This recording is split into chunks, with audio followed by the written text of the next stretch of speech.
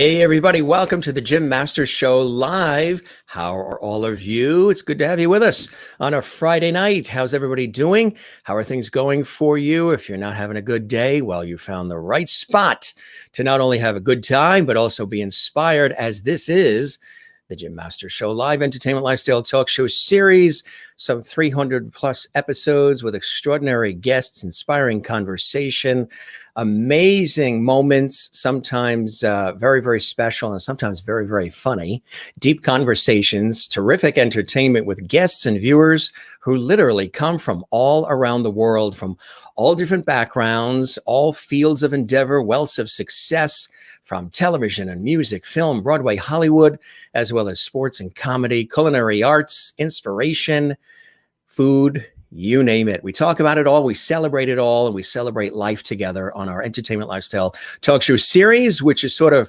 combining the old school talk shows, like you remember Johnny Carson and Dick Cavett and David Susskind, Steve Allen, Merv Griffin, Mike Douglas, Dick Clark, and all the rest of the legends, some of that warm conversational style, which is pretty much how I've always done everything over the years on television and radio, multimedia. And we brought that here to the Jim Masters Show Live, coupled with the modern sensibilities and a modern twist of today. I do this work professionally as a television and radio personality, as well as presenter and host, journalist, actor, writer, producer, stage MC, voiceover artist. I've done it for a long time. So this is an entertainment lifestyle talk show series where we talk with our guests, we chat with all of you who are our lovities. That's right. Our viewers call themselves the lovities. Why? Well, because in the summertime, I was saying the show is about light, love, and levity. And I said love and levity just a little too fast. And out came the word levity. From that day forward, it has been just amazing. And the show has been filled with levity. They call me Mr. Levity. They call this, our studio, Levity Hall. They are part of the Levity Squad from all around the world, too. We have viewers from all around the world, United States, Canada, Europe, Asia, Australia. It's truly amazing. We continue to grow by leaps and bounds. And again, it's just really extraordinary. And we welcome all of you to the show. My special guest tonight is an incredible actor and singer and performer and all around magical entertainer. John TREACY EGAN is joining us today live from New York. He's going to perform live. Yes, he's going to sing live for us as well. And we've got a lot of surprises for you. So he's coming up in just a minute. But first, we always in style toast you. Yes, this is a high-class production. We don't treat this as a podcast or a stream. We treat this as a television show with the TV equipment and lights. We're ready to go on a Friday night with all of you. And we toast you and you and you, wherever you're watching from all around the world. This show is welcoming to everybody. Every zip code, every income level, every gender, political bent, religious view, no religious view, doesn't matter. Your height, your weight, eye color. Everybody is welcome to join us nightly, 7 p.m. Eastern, 4 p.m. Pacific, right here on the Jim Masters Show Live for some fun. And we always learn something, too, on our show. It's a lot of knowledge building as we're having fun. That is very, very nice. Sip, sip. And of course, you know, we have a whole cast of characters. You see Gilligan back there, right? That's from our great friend Dreama Denver, who's coming up on the show in just a couple of weeks. She was with us in the fall. She is the wife of Bob Denver, who played Gilligan on Gilligan's Island. She's a children's book author. She's a beautiful person, owns a radio station in West Virginia. There's Bob Denver, who played Gilligan. Of course, there's Silver, who was on a TV shoot when I was in Europe. We got him, and he's the Silver Lab. And there's Jimmy the Clown, and there's Genie in the I Dream a Genie bottle. So they're all there. Sometimes we bring them front and center. Tomorrow, those of you looking for the big, huge monster panda, that was a birthday gift that came my way. Linlin's over there. Linlin's going to join us tomorrow night when we have celebrity impersonator Jason Thompson on the show live from Los Angeles. He's going to be a riot. He's really funny. He does Lady Gaga. He does Austin Powers, Steve Irwin. I mean, he's really amazing. But next to me is my sidekick, George Burns. And there he is with a cigar and his red hanky. And he's ready to go as well. And he greets all of you. That doesn't put a smile on your face. I don't know what will. But let's welcome some of the viewers here. And then we'll chat with everybody, as we always like to do. It's a very host, viewer-centric show. We always like to acknowledge and greet our lovely viewers watching all around the world. Those of you, of course, watching on our YouTube channel live right now, we also will be archiving this show. Matter of fact, 300 episodes of the Gym Master Show Live are available. You can see them 24/7, 365 on our YouTube channel. And I invite and welcome you to binge watch like a lot of the folks do. The guests do, and potential guests do, and viewers do. They're all there for you. So make sure you check that out. And we would love it if you subscribe to the YouTube channel, Gym Masters TV, and click the notification bell so you never miss any of the content with the Gym Masters Show Live, and also the Masters Mantras series. I do these inspirational videos, short little videos, quick comments. I've been doing hashtag Masters Mantras for years on Facebook at Gym Masters TV, and people said I love them. So we started doing a video series on the Gym Masters TV channel on YouTube as well, which you can check out along with the Gym Masters Show Live series. Good to have you with us. Willie watching in the Netherlands, in Holland. And of course, we welcome everybody as well. Maureen is here from Arizona. Hello, Jim and my lovely family. Look who's early to the party. I know you're usually rushing home from working in the healthcare industry, so you don't miss an episode of our entertainment lifestyle talk show series. And we're so happy to have you here. So glad you can join us, and glad the weekend is here. We have an incredible show to look forward to this evening. Welcome to Lovetyville, John. So John is all aware of the Lovety situation. He says, bring it on. He's ready for some Lovety. All the guests, when I tell them about how Lovety happened on the show, they like, we love this. Crystal is here. Hi, Jim and everyone. Happy Friday. She's watching from Connecticut. I hope you're having a fantastic day. Looking forward to an exciting show with inspiring conversation and Lovety. You better believe it, Crystal. Hope you're doing well. Mary Bishop in Florida is here. Hello, Jim and Lovety family. Good to have you with us as well. Now, Ann Wozniak, we know where she is. Ann is with the Byrne brothers, who we had last night, that wonderful Irish family of performers with Luca and Dempsey and Finn and their father, Tommy, and Julie. Their mom, they were amazing last night. If you missed it, you can see it on YouTube. They played for us live. From Florida. They're originally from Ireland. They were great. Good to see you, Mary. Nice to have you here. Merlin, checking in, one of our faithful Loveties from Canada. Hello, Jim and all Loveties. Good to see you as well. We love having you here. Kathy Short from Cleveland, Ohio, checking in as well. Good evening, Jim and Loveties. Happy to see everyone tonight. We are happy you are here as well. Steve Silverstein is here as well. Hi, Jim, and hi, John. Good to see you, Steve. We should have you as a guest on the Gym Masters Show Live on an upcoming episode as well. That would be fantastic. Welcome to the show, and hope you can give some love to that YouTube channel, some Lovety. Good to see you, Steve. Juanita in South Africa. Yes, where it's already, I think, tomorrow. She's here joining us. Hello, Jim and Lovety Squad. Happy Friday, Juanita. I love it. Juanita is in charge of our South African Bureau of the Gym Masters Show Live. We love her. She's so great. And she always celebrates the show and shares the links. And we love her. From San Diego, Dante CD is here. Hello, all Loveties. Welcome to Lovety Hall. And Dante, you are the one who originally said that this is Lovety Hall. I came up with Lovety and you came up with Lovety Hall. So thank you again, my friend. This will be another amazing show, live interview hosted by our good-looking Mr. Lovety. Now, how do I print that out so I can put it on highway billboards everywhere? Thank you, Dante CD. You're welcome, Stephen. Good to have you here as well. And yeah, maybe we should have you on the show as well. Everybody's greeting everybody. They're all chatting with each other, and we love that.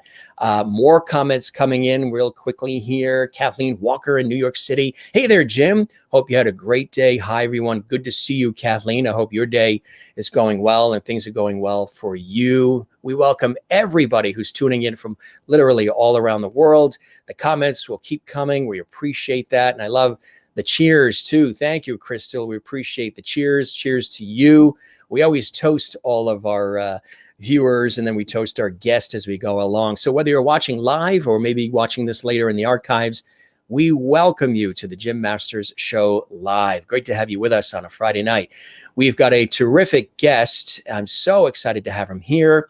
And I wanted to show you his latest headshot. He sent me his latest headshot. And he said, Jim, these are hot off the presses. This is what I'm using to get additional work and projects. And he said, this is, I think, what really represents my personality the most. And I think, you know, it's $1 million shot. I've never seen anything like it. And you should run with it, John. And here it is. I mean, how do you beat that? How could you not hire John when you see a shot like that?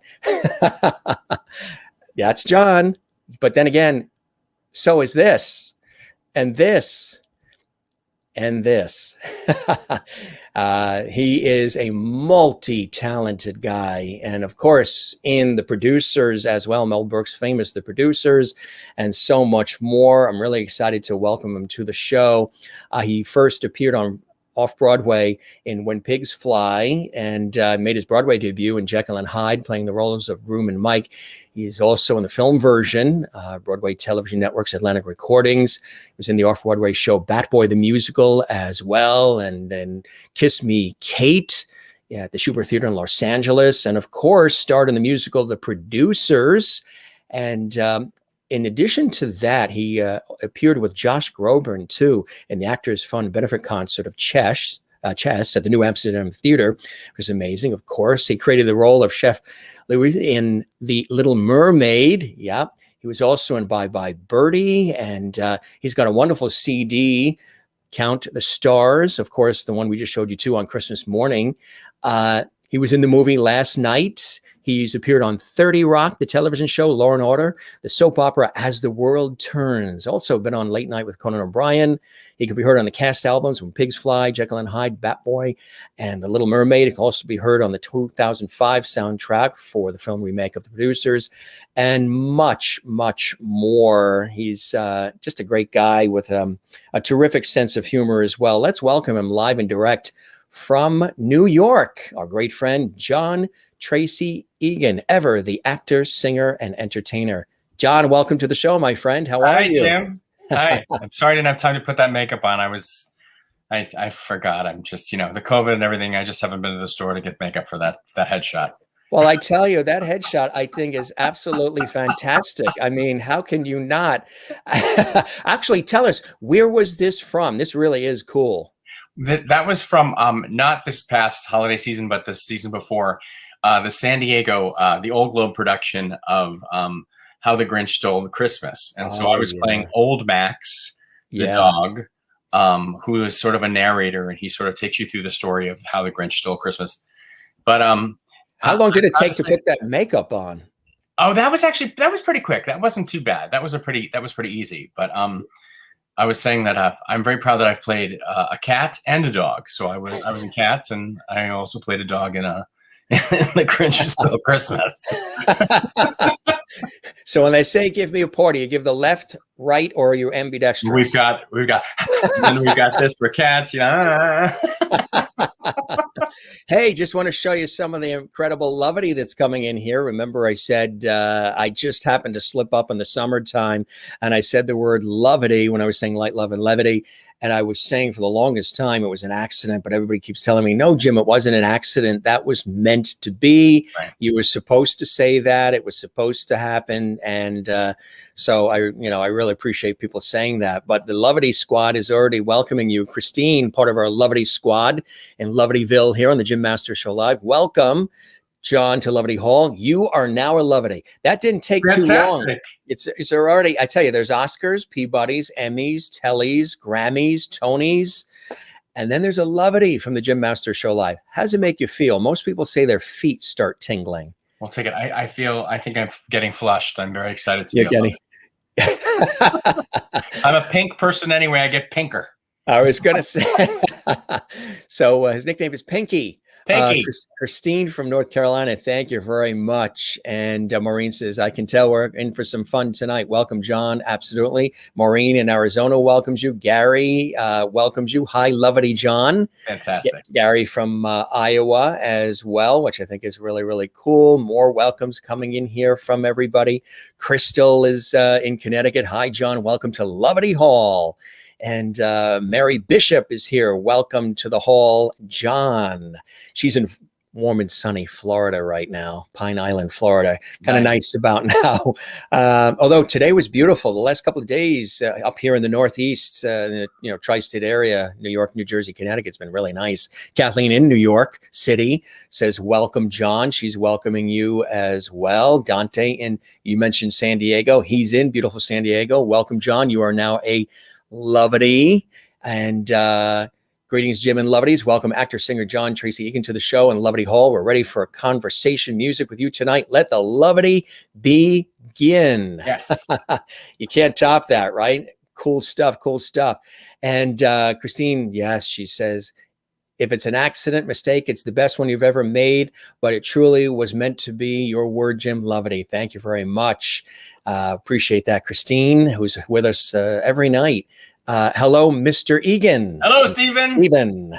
From Stephen to Egan. That's my buddy, Stephen Silverstein. Yeah. I'm glad to have him here on our show tonight. Good evening, John. Nice to have you here. From Kathy Short, who's watching in Cleveland, Ohio. I was just there last wintertime.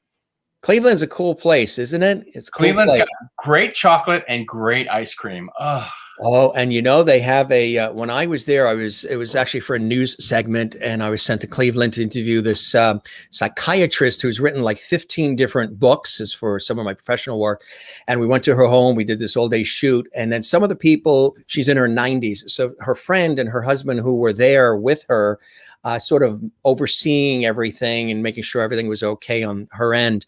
They took me to see the Cleveland Symphony Orchestra, which was really fantastic.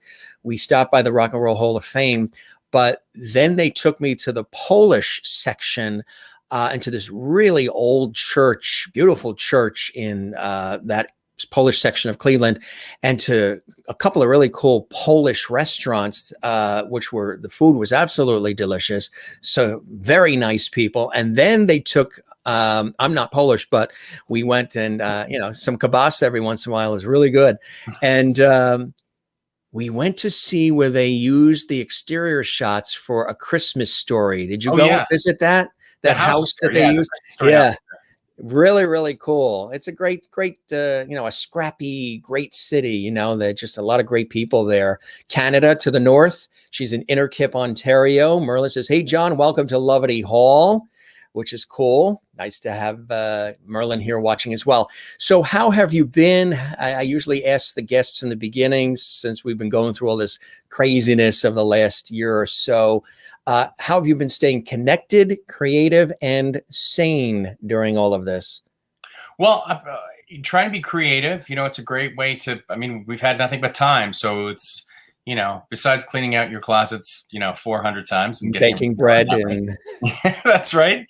I've had a lot of opportunity to be creative and to, of course, everybody's become very good at Zoom and does some teaching on Zoom and had some great classes with some great kids. And we just recently wrote up something that we hope to publish, a book with one of the kids. Just getting outside a lot in the fresh air and trying to stay healthy and out of crowds. But yeah, I don't know. It sounds strange for what you do, that where you got to stay out of crowds. I know, right? Because you love people and being surrounded by people and feeding off the energy of others and giving it back, like I do, right? Oh, totally. Yeah. And I was in Cleveland just over a year ago. I closed a production of the Cleveland Playhouse of Clue. And we closed on February 23rd. And that was the last theater that I did. And, then everything sort of shut down here pretty much this week, a year ago. Right? Yeah. It's right around March. Exactly right. Yeah. And then we've all had to pivot and we've all had to do what we've had to do.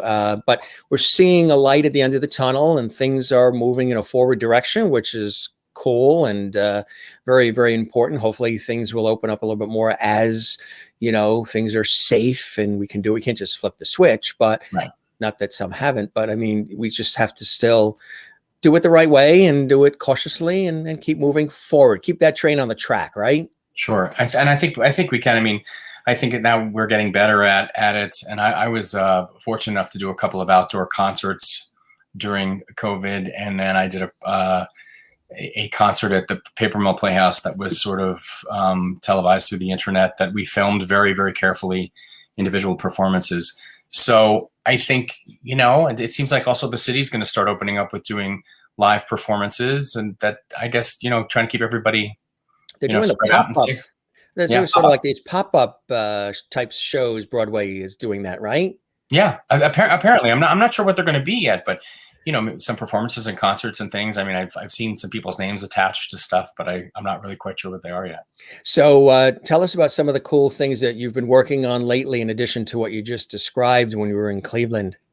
Great. Well, so I've been doing a lot of writing. So I have a children's book that came out a year ago, fall. So it came out in 2019. We have the next part. The next book is supposed to come out this year. And is that this one? That's it. Yeah, that's Ingredients for which is based upon a musical that was written by a friend of mine, Robbie Hager, who is also a Broadway actor. And I wrote a musical called The Real Wicked Witches of Halloween Hills, which was sort of a takeoff of the Housewives of Beverly Hills, kind of. That was our sort of starting point. But these characters, that's Boney and Pumpkin and Betty, who is actually Hexaluna Bettina. Oh, cool. And so Jason Simon, who illustrated this gorgeous book, next book, Ingredients for a Spell, will come out probably in the summertime for the fall. I wrote another book called Winty, which is about, that's our beautiful, he's just an amazing illustrator. So incredible. I love the expressions on the characters too. Yeah, I mean, it really, the artwork is exquisite, and I'm so excited for the next book because it really is, it's stunning, and the work he does is just amazing. The color. I bet, in my professional work, I've had an opportunity to interview also a lot of authors as well. And I always ask them, do you feel the characters that you add and you create and devise when you put them in a book, whether they are, animated characters like we're seeing here, or just, if it's just a novel and they're creating characters, do you get really attached to them? Are they almost like your children, like your babies, like you watch over them, like you really care for the characters that you've created in the actual book? Well, absolutely. And I think, when Robbie Hager and I started to write the musical, we were making the witches the star because it was fun to see these glamorous witches, sort of bickering and fighting. And then the catalyst of the characters were these three friends. Working with Jason, he's focused on taking the book to be about the three friends and their development. And so going into the next book, the witches are there, but they're more of they're more fringe characters. We're focused on these. And we actually have a third book in the series that'll probably come out in 2023, I would guess, which will sort of round off the whole thing. But the books have been really exciting for us to work on and for people to sort of, become friends with.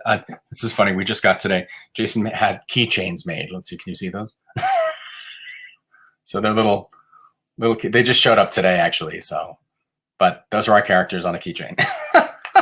I like that. That's cool. Yeah. So that's, it's just one of the projects. You know who loves that? Who I told you was my sidekick always? George Burns. George Burns. Hello, George. How are you, George? You look great.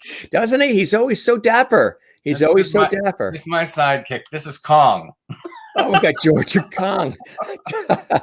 Are we reliving childhood tonight? The grudge match of 2021. I think. Burns and Kong. Yeah, and I think probably if there was a match between George Burns and King Kong, probably George would win only because he played God. He played God. So I think, don't forget the dinosaur, Johnny. So Stephen says. Oh, the dinosaur. He's over. Where is he? You have him? You can get him. People grab things. I'll explain why I have all these. No, it's okay, because they all want to see your chair. So there's the chair shot, gang. That's a nice chair. I can't tell you how many guests have either had to get up to excuse themselves for a second or grab something, or their phone is dying out. They have to charge it, or the laptop's dying out. And then we see their set and we see the empty chair. And one of the viewers, I think it was Juanita in South Africa, says you should do a whole show where you just take clips from the episodes where we see just the empty chair and play like a game show with the viewers. Guess the guest's chair. Who sat in that chair when they were on the Jim Masters Show live? See what I mean? Empty chair. Empty chair. Oh, nice chair. Actually, it looks like a nice, thick, lush leather chair you're in. It looks it's a desk comfy. chair from Staples. I think I got it a couple of years ago. So far it's not broken, so I'm very pleased about that. Nice. Yeah, I have to roll around a little bit. It's not squeaking or anything. So far, so good. I'm holding on to it. It's been okay. But so the reason I have here, this is the dinosaur Stephen was asking about. Say, how are you doing, Jim? How are you? Nice to see you. Good to see you, Jim. How are you? Nice to see you. So I work for a company called a website called TTPM, which stands for Toys, Tots, Pets, and More. And I think I actually just sent you a YouTube because I thought of it the last minute. Behind this scrim, I have a huge collection of toys. Huge. I'm a huge Star Wars collector. But I work for this company where I review toys for a website. And Kong is part of the new Kong versus Godzilla set. And this is a Jurassic Park dinosaur. And there's a bunch of other things here. I think I have a little Yoda from The Mandalorian.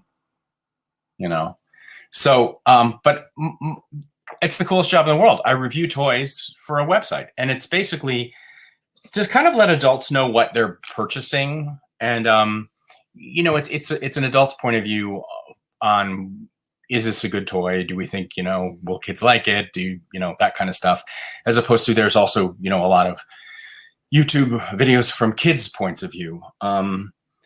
So honestly, we have a 5-star rating. Very few toys get 5 stars. Most of them get 4, 3 to 4.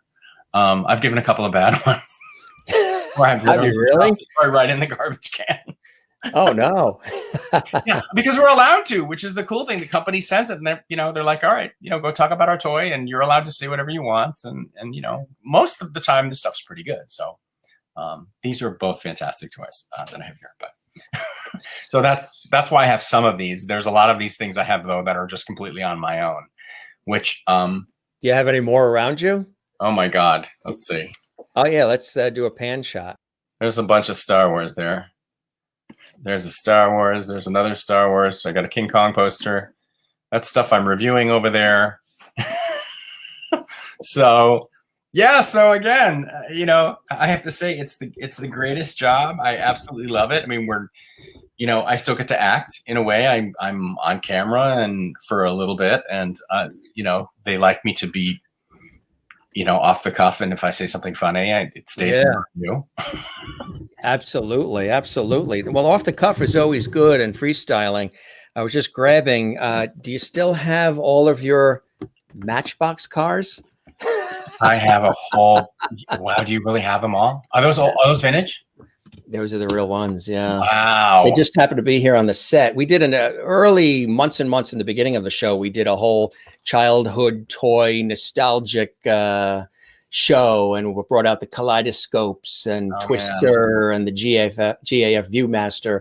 And there's several levels to this case, but they're all in there, and it's really, really cool. I mean, I actually want to play with them right now. Can I come over?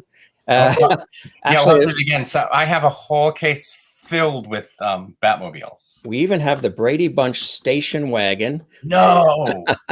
Wow. We're heading to Grand Canyon. Bobby, Cindy. Remember they get lost. They get lost in the Grand Canyon. I remember. Just a child at heart. And there's a few Hot Wheels mixed in as well. Nice. But got the Matchbox cars here. We're just kids at heart. Like I say, we're just big kids wearing adult clothing, basically. And of course, Gilligan. Bob Denver, Gilligan. This actually came from Dreama Denver, his wife. Aloha, so Dreama. cool. She was a guest on the show. She's coming up. She looked at the set and she said, "You're missing something, Jim." And I said, "What are we missing?" She said, "You're missing a Gilligan." So she sent me the Gilligan, and he's part of the set. He's usually over there, but the gang looks for that as well. And that's cool. And so you do this. And how long have you been doing that with the reviewing of the toys and things of that nature? So I've been doing it probably for about 3 or 4 years. And like I said, it's really fun. I mean, I'll oftentimes TTPM it's a great company, and to go on there and look at the videos are really, really fun. I know, like a lot of my great nephews and nieces do, they go and look for me because I don't think you can necessarily usually just find me. You go and you see what they're selling. But I mostly do things like Lego and Matchbox cars and Hot Wheels and Jurassic Park and stuff like that. So a lot of games. But it's a great way to be creative. I write my own scripts and write my own reviews for the website. And it's the best job in the world. I get to review toys. So they brought you in as a reviewer. That's what they did? They did, yeah, which was pretty great. And again, it's been so much fun to do. Wow. Do you have a favorite toy, or do you have a top 5, top 10 list that you remember of toys that really, you wish you had when you were a kid? Oh yeah, I definitely do. When I find something that I really, really love, like I really gush over it. I mean, I know there were some, I can't remember the name. It's a television show where the robots beat each other up. They beat up, it's on one of those Discovery channels or something. And they make a toy line, and I thought that was my number one toy for Christmas because they were really great. They were remote control robots that basically beat each other up, and they come apart, and that was a really cool toy. And I think the one I just sent you was for a bunch of Mandalorian toys for the Mandalorian, which of course, being a big Star Wars fan, I was so excited to review the Mandalorian toys.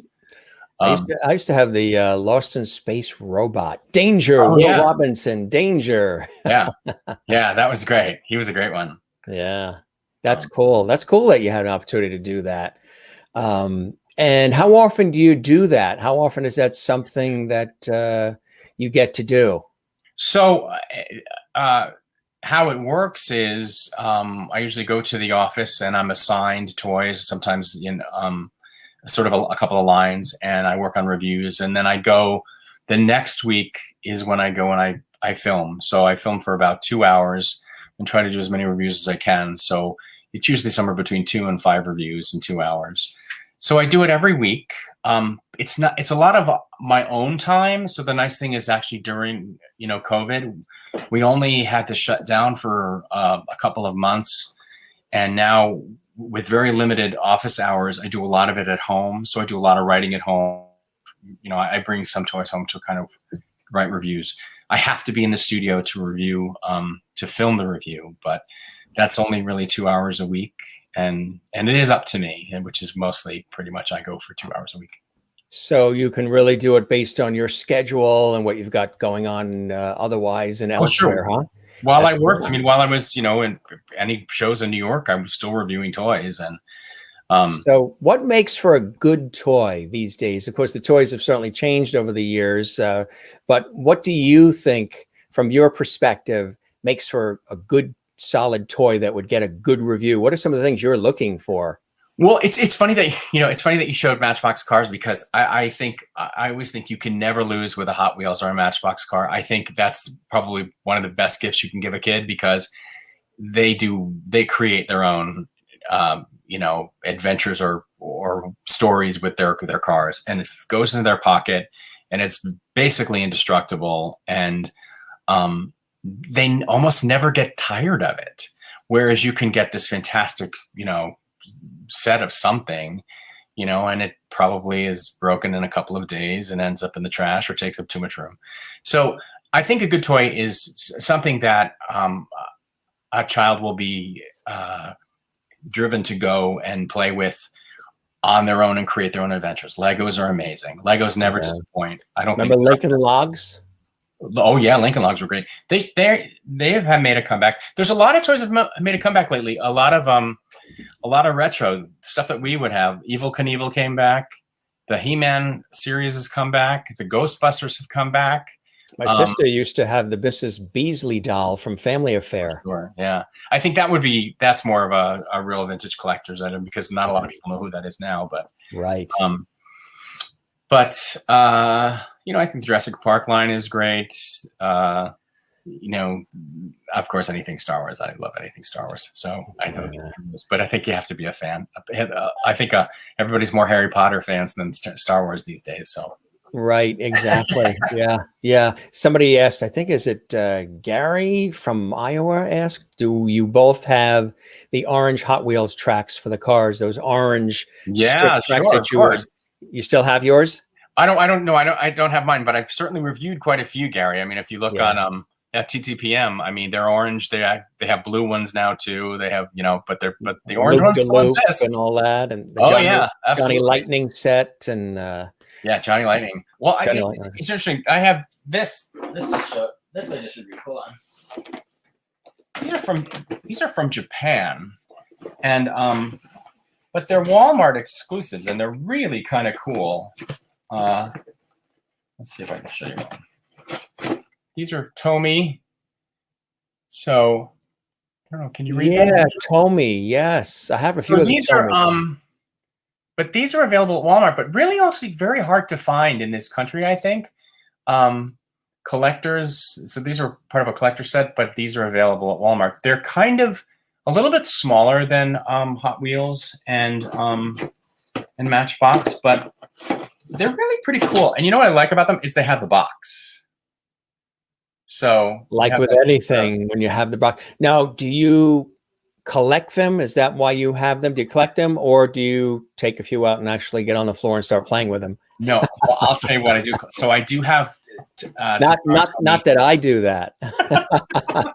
I do have a bunch of them that are actually Star Wars related cars that I've actually ordered from Japan from off of eBay. And I have a couple of figures as well. Actually, you know what? I don't have a car to show you, but I can show you the box. So like here's a little R2D2. But he's all made out of he's die-cast metal. And then there's a little stormtrooper car. Very cool. Our cars. But anyway, those are they're over there. If I had to get them, it would take too long. But yeah, so I have my version of it, and then but the funny thing is I reviewed these and I thought, oh, I've got, I know that line because I have my own that I've sort of collected, Those late night eBays, it's dangerous. I tell you, yeah. Maureen says, have you ever given a toy a bad review? Have you ever had to zonk a toy or Absolutely, Maureen. Yeah. I think I was telling Jim, I dropped one right into a garbage can during the review. It just didn't meet the standard and boom, and it broke into 1,000 pieces. And yeah, it was kind of a crazy set, but cool. That's a cool thing. Some people might not realize, that you've done that as well. How did you get started in, the arts early on as a kid in your youth? Did you come from a family of people who love to perform and entertain and sing and dance and act and all, or were you the breakout in the family? What were some of those early inspirations swirling around your life as a kid, John?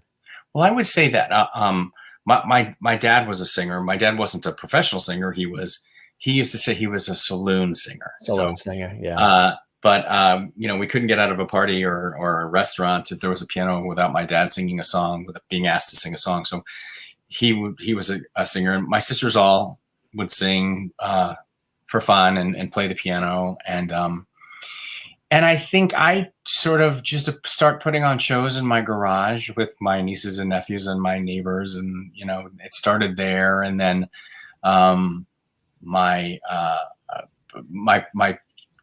church that I grew up, they had a teen club, and I would do the plays there, and then I would do them in school. And then we sort of, just went into community theater and kind of grew that way. So if it was around, somehow I found it and I just would go. And I used to tell a story about how when I was 15, I auditioned for the town, would do a musical. The teenagers do a musical, and they were doing West Side Story.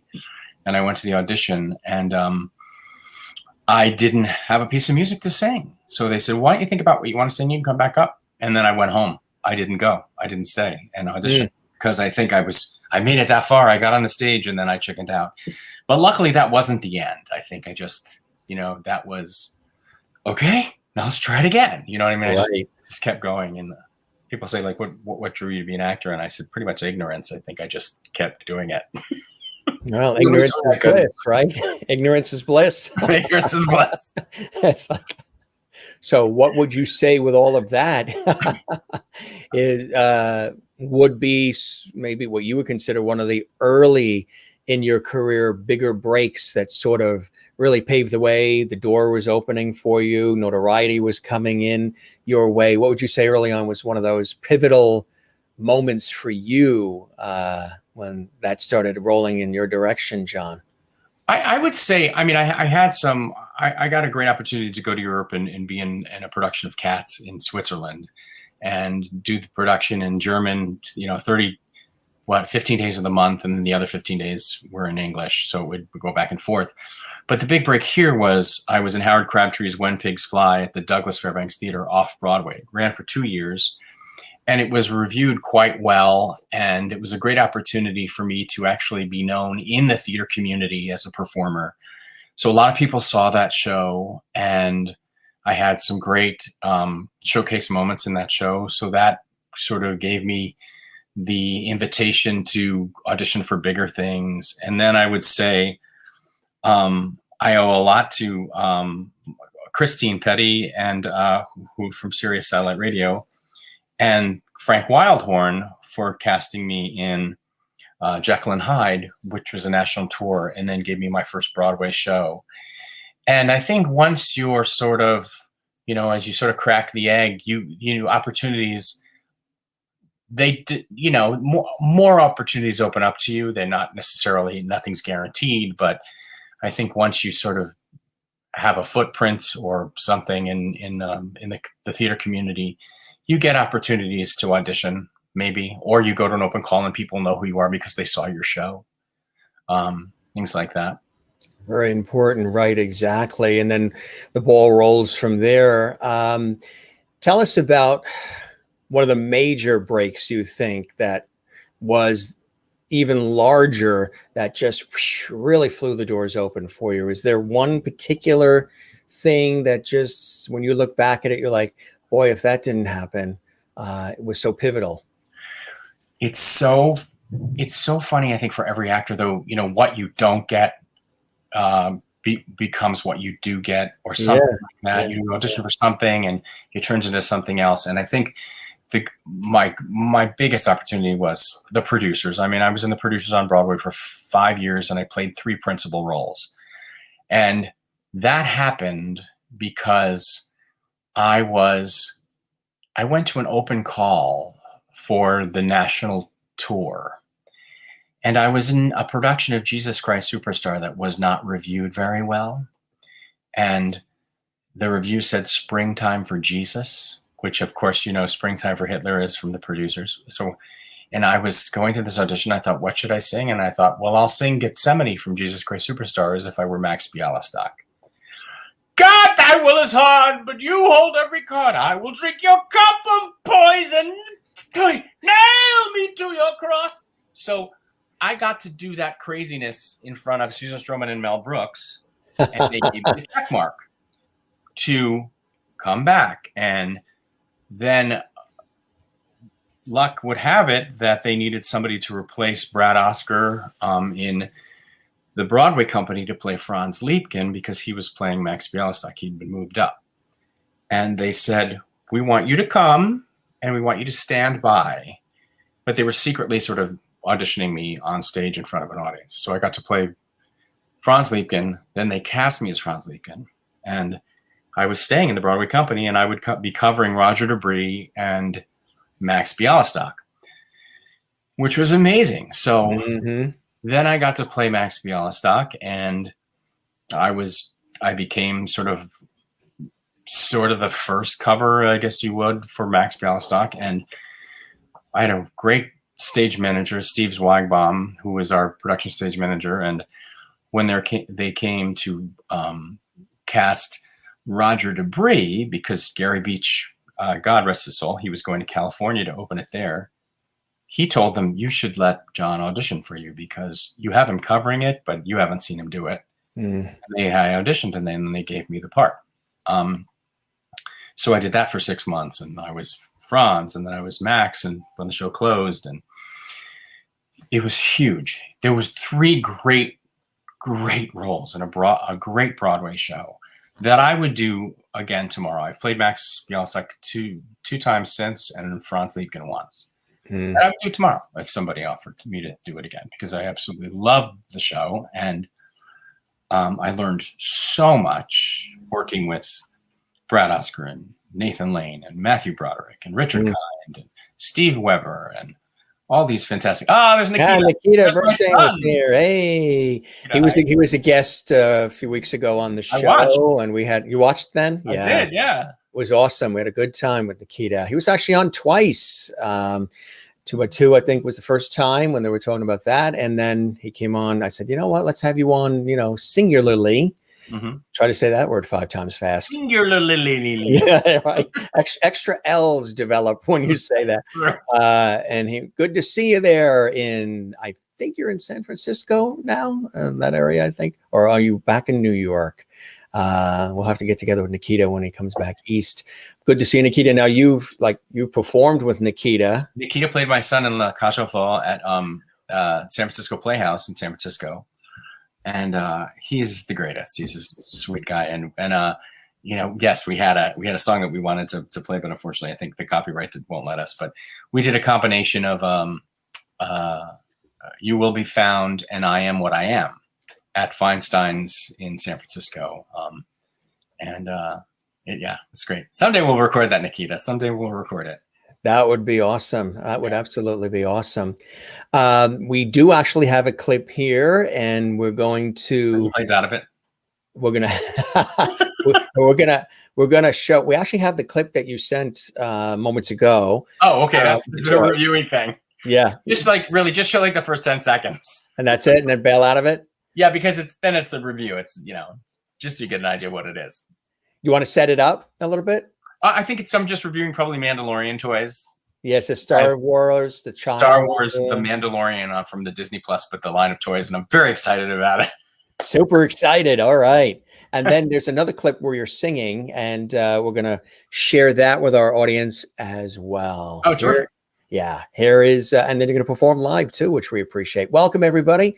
You are watching the Jim Masters Show live entertainment lifestyle talk show series. Welcoming everybody all around the world for some levity tonight. My special guest, actor, singer, entertainer extraordinaire, John Tracy Egan. And take a look at this fantastic clip and toy review. Everybody wants him, and we got him. The star of Star Wars, the Mandalorian, may not be the Mandalorian himself, but instead it's the adorable child he protects. I would like to see the baby. Hi, I'm John from TTPM. He's finally here. Fans have been waiting for this toy since the character made its debut last fall. Styled after the Disney Plus series, the Child Animatronic Edition is inspired by this new fan favorite character. If you're a fan of Star Wars and the amazing characters created by the series, then click on the subscribe button below, because you are not going to want to miss any of. Really cool. I like that. Yeah, he was kind of like under what do they call it? Embargo. Like for a long time, you're like, he's in the house, but you can't show him and you can't talk about him. You can't take pictures of him. And then of course, we'll release it. So Nikita says, that's right. San Francisco. Love you both. Happy to see John on the show. Me too. Good to see you, Nikita. We'll all have to get together. That'll be really cool. Here's that clip we're going to show, and then we can talk about it afterwards. You are knocking it out of the park, my friend. Here we go. John's like, which clip? We shall see. You're amazing in it.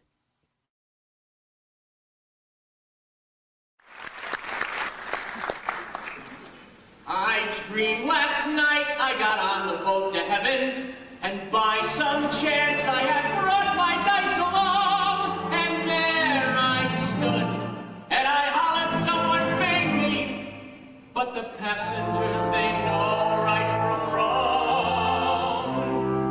For the people all said, sit down, you're rocking the boat. People all said, sit down, you're rocking the boat. And the devil will drag you under by the sharp lapel of your checkered coat. Sit down, you're rocking the boat.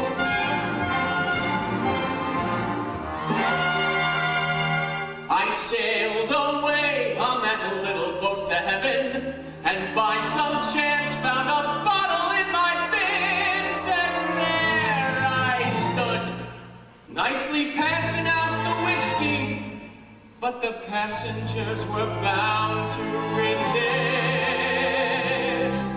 For the people all said, beware, you're on a heavenly trip. People all said, beware, beware, you're bound to scuttle the ship. Every death will drag you under, that makes you tie around your wicked throat. Sit down, sit down, sit down, sit down, sit down, you're rocking the boat. And as I laughed at those passengers to heaven, a great big wave came and washed me overboard. And as I sank and I hollered, someone save me, that's the moment I woke up. Thank the Lord.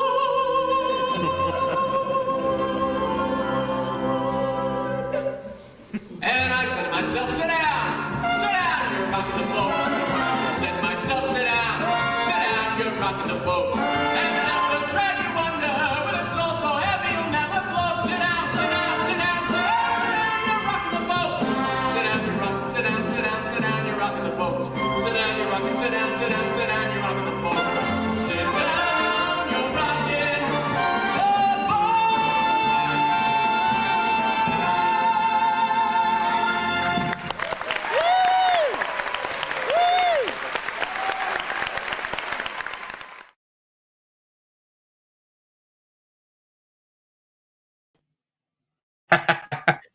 A little surprise there. That was cool. Tell us about that night.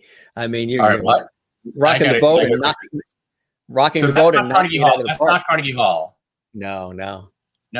But it's a really awesome story. I sang that song and played that role in a production at Carnegie Hall with Nathan Lane and Megan Mullally and Patrick Wilson, Sierra Boggess, Len Carey, all from unbelievable, Coleman Domingo, just fantastic people. And how it came about was they had asked Bruno Mars to play Nicely Nicely.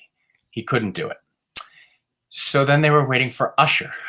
They asked Usher to play Nicely Nicely. And he kind of had them going along for a little while. And they weren't getting an answer from him because he was going to be doing The Voice, but he wasn't sure what his dates were. So Nathan Lane, God bless him, said to the director, "We just hired John Egan." So Nathan recommended me, and I got that, and I got to sing that number at Carnegie Hall, and it's a great memory. I mean, that production was so much fun, and I've never played that part before. I've never played Nicely Nicely. It's actually unbelievable that I never have. I think there's been many productions of Guys Dolls I've auditioned for, and maybe a couple I've been cast in, but I've never been able to play the part. And the first time I did play the actual role was at Carnegie Hall. So what's better than that? I mean, with Nathan Lane and Megan Mullally and right. all those great people. Absolutely. I just want to show you some of the levity coming your way, my friend. Nikita says those incredible golden pipes. Juanita in South Africa says great. Wow. Merlin in Canada says, I bet you had fun doing that. Bravo from Kathy in Cleveland. Maureen in Arizona. That was great. Kathleen in New York City. Claps, claps, claps. Mary in Florida. Welcome. Wonderful, John. I'm seeing my own words here. Wonderful, John. Great voice. Gary and Ira. Claps, claps. Standing ovation as well. Cool stuff. Nice levity coming your way. Too. It's really nice. Thank you that they come up on the screen. It's really neat. Absolutely. I always like to make it very interactive here. We have another surprise we're going to show, and then we'll talk about it after. Here's John. Now, this is just audio. You'll see his wonderful face, but this is just audio. Enjoy it, folks, and then we'll talk about when we come back. More of the incredible sound of John Tracy Egan. I wish I was in Carrickfergus, only for nights in Ballygran. I would swim over the deepest ocean the deepest ocean for my love to find. But the sea is wide, and I cannot swim over, and neither have I wings to fly. If I could find me a handsome boatman to ferry me over to my love and die. My childhood days bring back sad reflections of happy times spent so long ago. My boyhood friends and my own relations have all passed on now like melting snow. But I'll spend my days in endless roaming. Soft is the grass, and my bed is free.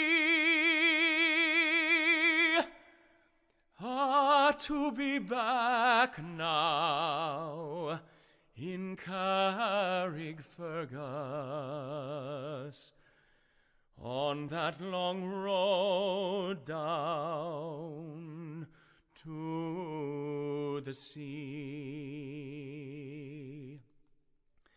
And in Kilkenny it is reported there are marble stones as black as ink, with gold and silver I would support her. But I'll sing no more now till I get a drink, for I'm drunk today and I'm seldom sober, a handsome rover from town to town. Ah, but I'm sick now, my days are numbered. So come all ye young men and lay me down.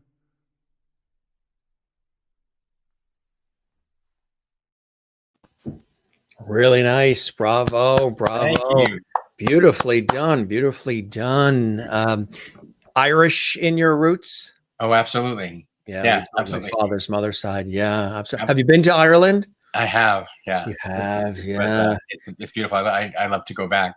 So yeah. I got to sing that song on Boardwalk Empire.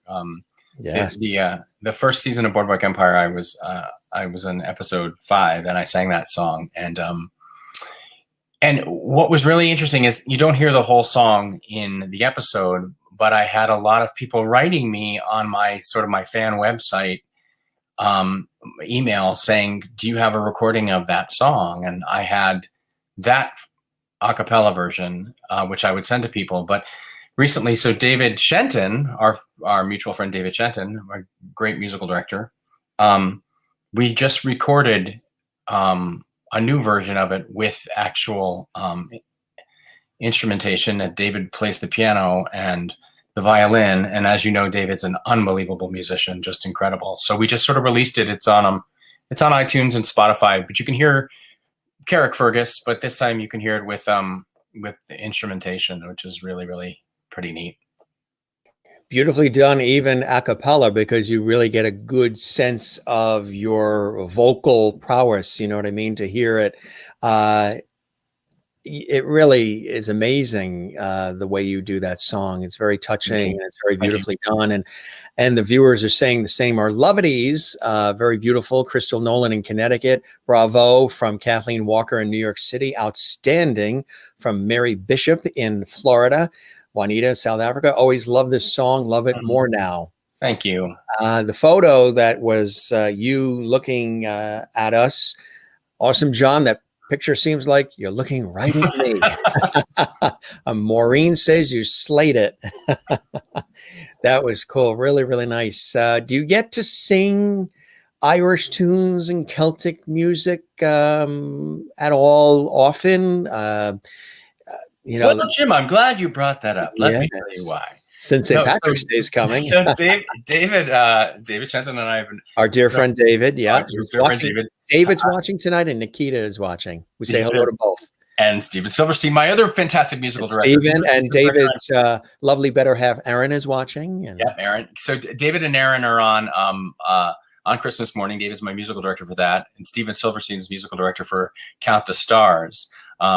CD, and David and I are sort of batting around an idea about a new CD, and I'd like to sort of do something a little on the Celtic side and folk side, but sort of maintaining the Broadway. So we're working on another tune, which is probably what I'll sing for you tonight. It's called "Return to Me," and it's from I don't know if you know the group October Project, but they are coming on the show in just a couple of weeks. No kidding. They just booked. Their rep, who's actually a dear friend of mine, Anita, she contacted me, and we just had the Rumjacks on. I don't know if you know the Celtic rock band, the Rumjacks from Australia. They were on. Orla Fallon, who was with Celtic Woman, who now has a brilliant career. We've had all the Celtic Thunder, Celtic Woman, sure. Phil Coulter, James Galway, all the Irish artists on as well. And they just booked. They're in Connecticut actually, and they're coming on in just a few weeks. Is this a small world or what? I can't believe. Small world. I wrote them and I said I've always been a fan of their work, and I think I have everything of theirs. Sans one album, I think, which I have to go download. But I said, I've always loved Return to Me. I'd really love to sing it. Is it possible? Do I have your permission? They're like, absolutely. This is who wrote it. We'll work it out. So I'll sing Return to Me and eventually my version of it, and then release it, once we have their clear permission and everything. But they're coming on Saturday. Let's see. I'm digging up the date here. Saturday, April 24th at 7 p.m. Eastern, 4 p.m. Pacific. The October Project will be here live. Good. Well, I follow you, so I'll know they're on. They're on. So I'll definitely be tuning on for them for sure on that. But yeah, so I don't get a lot of chances, but I've sung Danny Boy. That's on our other album that Steven Silverstein and I worked on. I sang Danny Boy, and other things along that line I'm trying to kind of lean towards, because there's some really great tunes that I'd love to sort of work on. Absolutely. I want to show a couple of really cool shots we've got here too, and cool. You can take us through them as well. Of course, this shot with the producers. That was I was doing a TV interview for the producers at the Casa Mañana Playhouse down in Texas, Fort Worth, which is a great theater, and I had a great time. We did the producers there for 2 weeks with some fantastic actors, and it's a great town, just a great town. Oh, absolutely. And that's Nathan and Megan Mullally, and me carrying Megan, which is she's a teeny little thing, as you can see. Yeah. That is funny, which people remember, of course, from Will and Grace and so much more. She's amazing. And Nathan Lane. What was it like being a part of the producers? It was amazing, and and Nathan is so funny. I'm such a big fan of Nathan's. I always have been. I see everything he does, and I'm just a huge fan. And he's I just learned a lot watching him, and he just there's some line readings of his that I just think of sometimes that just crack me up. from different shows, and you know, he's fun to perform with. What can I say? And it's hard not to laugh. And she is too, I'm sure. And, she's the best. Yeah, she's really such a sweet lady. Absolutely. And that's a really cool shot. A trifecta of talent right there for you folks. Here's another great shot. So that was our production of Clue from the Cleveland Playhouse, which you mentioned. Yeah. And so we were supposed to have opened at the Paper Mill Playhouse this past fall, but because of COVID, yeah. So now we're shooting for this fall. Paper Mill, I believe, will eventually we will play there. We've had some lovely conversations with them, and it's terrific. It's a comedy. It's not a musical. Right. It's based off of the movie, but the writing, there's been a lot of wonderful humor added to it. A fantastic director, one of my favorite directors I've ever worked with. Casey Hushin is just amazing. And what's happening in this scene? So this is sort of a montage. There's a musical montage where we're running around and checking out different rooms and stuff. But this is sort of one quick little moment. But this happens like so quickly. It's like boom, and the door closes. And the door closes. Yeah. And this was so successful in Cleveland that we had to add performances where there was like no place to put performances. I mean, you know, we had a full schedule and we had to add shows because it was in such high demand. So it's a big hit and people really love it. And it's it's fun. I mean, people love the movie, people love the game. Yeah. I never saw the movie before I performed in it. And, but I certainly knew the game, and I just reviewed the game for TTP. Another version of it. And was it a good review? Was it a very good thumbs review?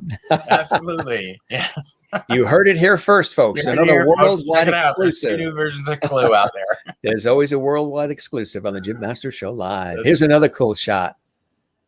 Ooh. Oh, there's Nikita. There's Nikita. Yeah, that's under my right breast. I made sure we got Nikita in here. Yeah. Yeah, there I am in Lacan. Nikita under your right breast. Under my right breast. That's quite a dress. It's quite not much of a dress, as you can see. You can see it's kind of short. But it's almost as if you are taking an oath and you have your hand on Nikita's shoulder as if he's the Bible. That's when I've been asked to sing a song, and I do. Yeah. That's a great show. That's a great role. I was so lucky to have been a part of that production. We ran for a long time. I think we almost ran for 3 months, and it was great. You know, no pressure being a famous drag performer in San Francisco. So sure. Here's another cool shot. That was the off-Broadway production of Disaster. Before it went to Broadway, only 2 actors in that actual photo made it to Broadway with the Broadway company, but it was pretty successful off Broadway, and wonderful. Yeah, it did great. Yeah, that's nice when you have a nice team and you're playing off each other and everybody, is on the same page and you create. There's nothing better. Here's another cool shot. That's Jennifer Laura Thompson, the great Jennifer Laura Thompson, recently, who was in Dear Evan Hansen, and that's right. I got to sort of play her love interest in Nice Work If You Can Get It with Matthew Broderick again, and Kelly O'Hara, Jesse Mueller. Which was a lot of fun. So I got to work with Matthew in 2 different productions and Nathan in 2 different productions. So people said, "Did you work with them?" I got to work with them in different things as well. So would you say comedic roles speak to you more than dramatic, or you like both equally? Comedic's fun. I mean, the energy and the back and forth is just. I think it's my favorite, and I think that's why Producers was so much fun, because it was a lot of yin and yang. There was a lot of, standing on stage and singing by yourself is one thing. It's nice, but working off another actor is really what it's all about. And that's the joy of theater, I think, is to be able to do that, Absolutely. Absolutely. Another cool shot here. Oh, that was really neat. That was James Joyce's The Dead. That was done with Irish Repertory Theater. It was starring Melissa Gilbert. Oh, yeah. And as you can see, the audience we ate with the audience and they drank and they sort of, it's not interactive because we did talk to them at dinner, but they weren't interacting with us during the play. The play would happen, and they would watch the play. Then we would sit down to dinner, and then the play would continue. And it was in a beautiful, oh gosh, I'm trying to remember what it's called. It's on 80th and 5th Avenue, and it's the Irish Historical, I think it's the Irish Historical Society in Manhattan. Right. And it's this gorgeous mansion, and we performed in it, and people came and watched. It was really quite a lovely event. You can't see, but there's a beautiful Christmas tree in the other room, and the food was amazing. That place is absolutely stunning. I've been there. You have? Yeah, I've been there. Actually, I was there on the morning of the St. Patrick's Day parade about 2 years ago because I marched in the parade. I was invited by friends to march in the. I hadn't marched in that parade in years, since like high school. We were in high school. We marched down Fifth Avenue in the parade, and a couple of friends said, "Hey, we're going to be marching, and we're representing." They represented County Cork in Ireland, so they said, "Do you mind marching with us?" And I said, "Sure, no." So it's a huge deal. You go to this fabulous Irish breakfast. Then you go to St. Patrick's Cathedral. Wow. Then you get in line. You get all ready with all the bands and all of the, parade people. It's really incredible. And then you march down Fifth Avenue. And then after the parade ends, everybody runs to all the pubs. And you do like a pub crawl. It's like you're in Dublin. You do a pub crawl place to place. Standing room only. Every pub is like this. You could basically go like that, and that's about it. And people are like, don't smell the beer type thing.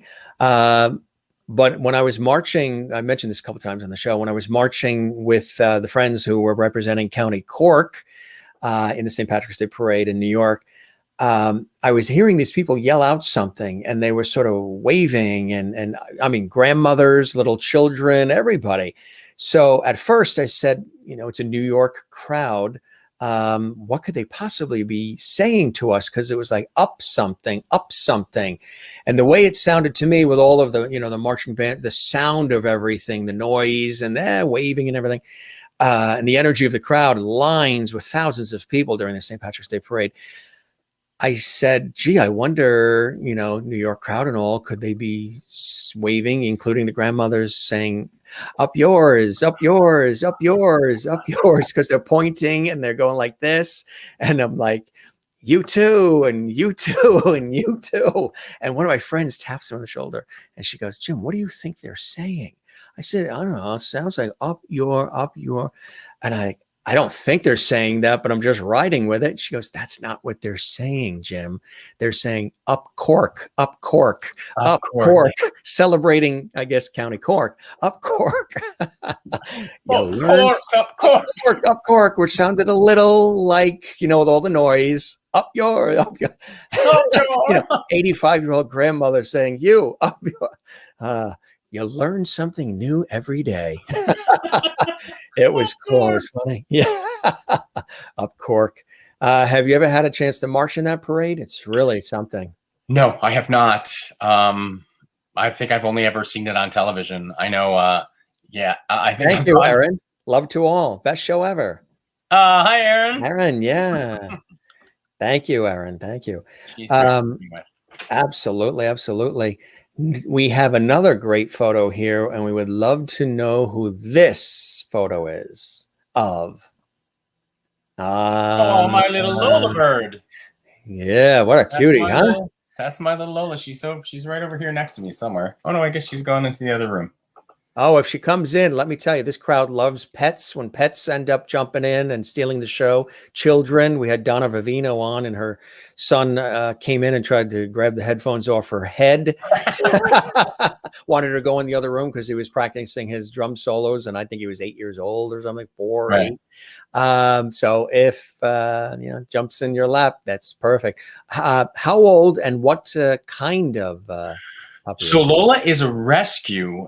We think she's a silky Yorkshire Terrier. Oh yeah. And that's probably, I think that's probably last year. But Cute. she's 14. She's very, very sweet. She doesn't have a tooth in her head anymore, unfortunately. She's 14. Wow. 14. Yorkies have terrible dental issues, and so I think she had her last of her teeth taken out a little while ago, a couple months ago.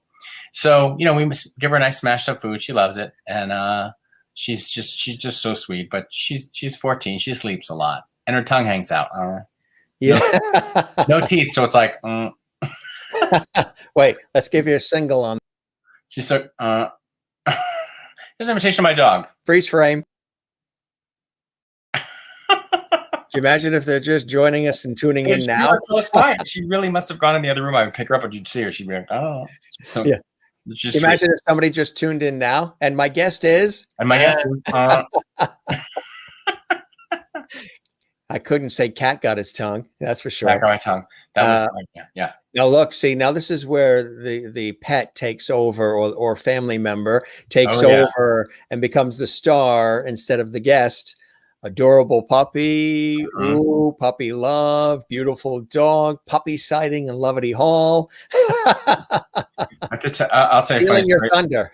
I'll tell you a funny story about Lola. So when we got Lola, she's a rescue. So I think she was very, very sound sensitive. So, and this was a long time ago. So I think I had her, and I'd watch The Walking Dead, and I would react to The Walking Dead, and you'd hear and she did not like it. So she'd kind of come over to me and she'd start shaking, or she'd, sort of leave the room, and she was frightened.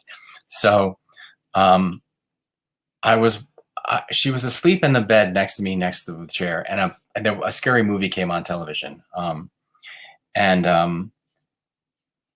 decided to watch it. So I sort of sat there like this, kind of watching the whole movie, and, in case I would get scared. And the movie ended, and I went to do the laundry, and I went down into the basement. It was dark and, it's quiet. And I'm moving laundry to the other machine. And this little paw touches my bare leg because I was in shorts. And I screamed because I just watched this horrifying movie. And I just saw this little dog go beep, beep, beep, beep, beep, disappear up the stairs. I freaked her out because I was freaked out from the movie. And later on, I ended up being in a television series called The Nick with that's right, Juliette Rylance. Is that on Cinemax or Netflix? It was on Cinemax, and now I think it's on HBO Go, HBO Max. But Juliette Rylance was the actress in that movie, and I was on set with her, and I had a couple of scenes with her, and I told her about that, and she was laughing, and she said, "I've still not even watched that movie. I'm too scared." So I haven't watched it. The movie's called Sinister, if any of them didn't see it, but it's pretty creepy. And then I ended up being in a production of Oliver, where one of the kids in it was one of the kids in the movie Sinister. So I thought, you were in that movie. Just kind of funny, you recognize people from different places, so. That is funny. That's fantastic. So that was what was it like being in that? That was amazing. Steven Soderbergh is the director. I saw clips of it. Yeah, that was fantastic. And he works fast and just kind of it's just really, really cool. And so I was filming scenes for 2 different episodes, and it was a really funny moment where Juliette was sitting there, and he said, can we get him a sandwich? I think he should be eating a sandwich. And he's like, will you eat a sandwich? And I was like, okay. And he's like, what should he have? Ham? Can you get a ham sandwich? I was like, fine. He said, I should be drinking a beer. Get him a beer, because it's a period piece. He said, you're going to eat a sandwich, you're going to drink a beer while you're talking to her.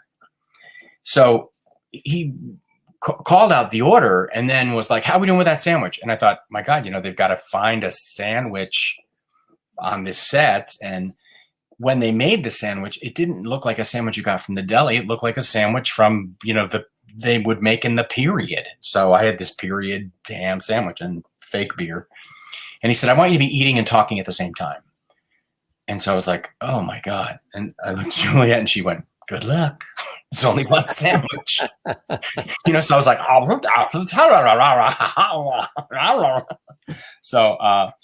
But I guess it went okay because it didn't get cut, so it's still there. That is funny. I was on a commercial shoot once, and one of the actresses, it was a commercial shoot for, I think it was a medicine. And we were with the other actors and actresses. And there's this one actress who was the one designated to be the one taking the pill. So she wasn't feeling, all of a sudden, she wasn't feeling too well. And we were wondering what was going on. So they were asking her, how come you're not feeling well? What's happening? What's happening? It turned out she was new. She hadn't done a lot of, these before, but they cast her. And she didn't realize that when they give you that pill to swallow, you don't necessarily, when they do 400 takes, you don't keep swallowing the actual pill. You sort of, spit bucket. Right, exactly. And she didn't do that. And she took like 6, 7 of them. And all of a sudden she wasn't feeling well. And we're like, oh my God. Oh my gosh. And I was on another commercial shoot, and we had an actress that came from modeling into acting.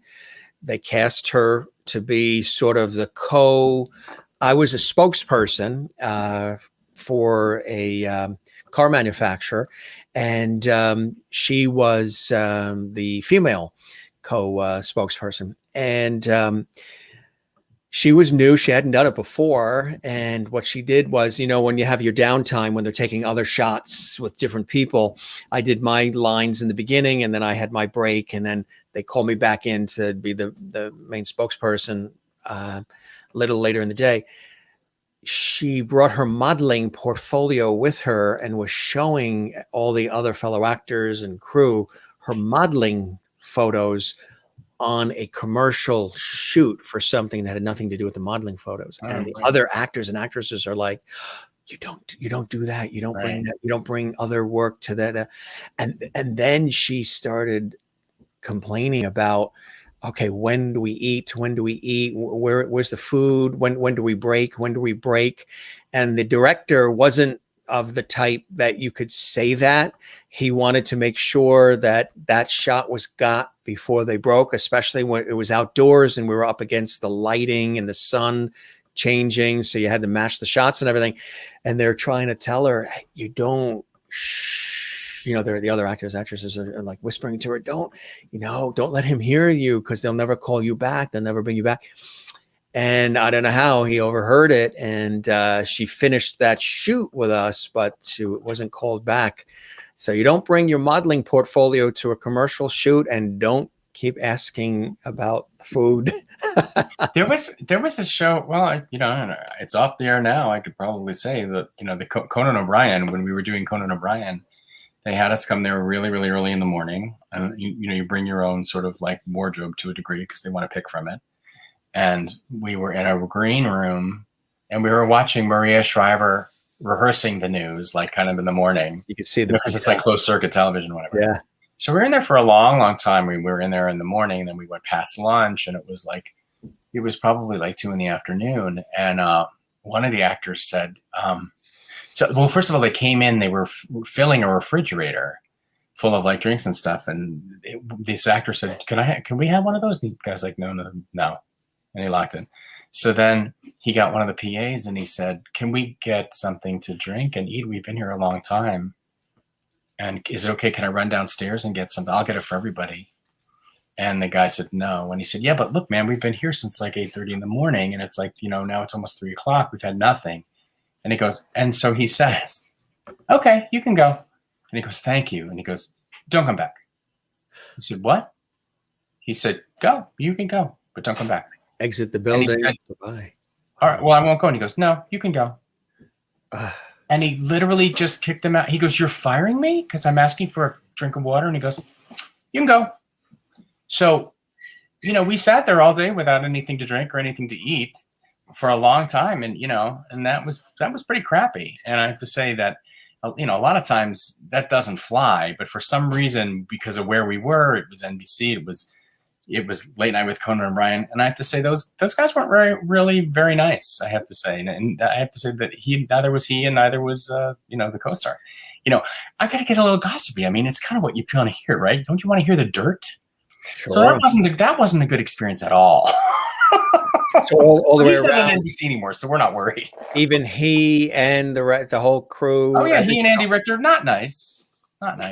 Actually, and they said some things that I would say wouldn't fly nowadays. Like if you in a room full of people, and they'd be like, can't really say that anymore. So, but that was a while ago. That was, it's a long time ago, but still doesn't make it right. But you remember it well. You remember it well. Sure. Yeah. Well, there's nothing but levity on the Jim Master Show. Nothing but levity. Let's go back to levity. Who's great? That's it. The people at The Good Wife are the best. CBS is amazing. That's it. True. You look marvelous. Here's another cool shot. I look like I swallowed everything. And he also, it also reminds me of when I first saw it. Reginald Van Gleeson, the Gleeson character. Yes. Oh my gosh. Yes, Jackie Gleason's character. Right. Yeah. Yeah. That's cool. That's Jim Stanek. He's the best. Jim Stanek is an awesome actor and just so much fun to work with. There's another shot. Oh, that was amazing. That was in San Jose, Sacramento. Sacramento Music Circus, and I got to play Horton, and that was such a lovely show in Seussical. Yeah, that was a great experience. I loved that. I love this shot. Chef Louis. Tell us about that for folks who aren't familiar. That's cool. So that was Chef Louis from The Little Mermaid, the Broadway production of Little Mermaid. Mm-hmm. And that's probably obviously what I'm saying.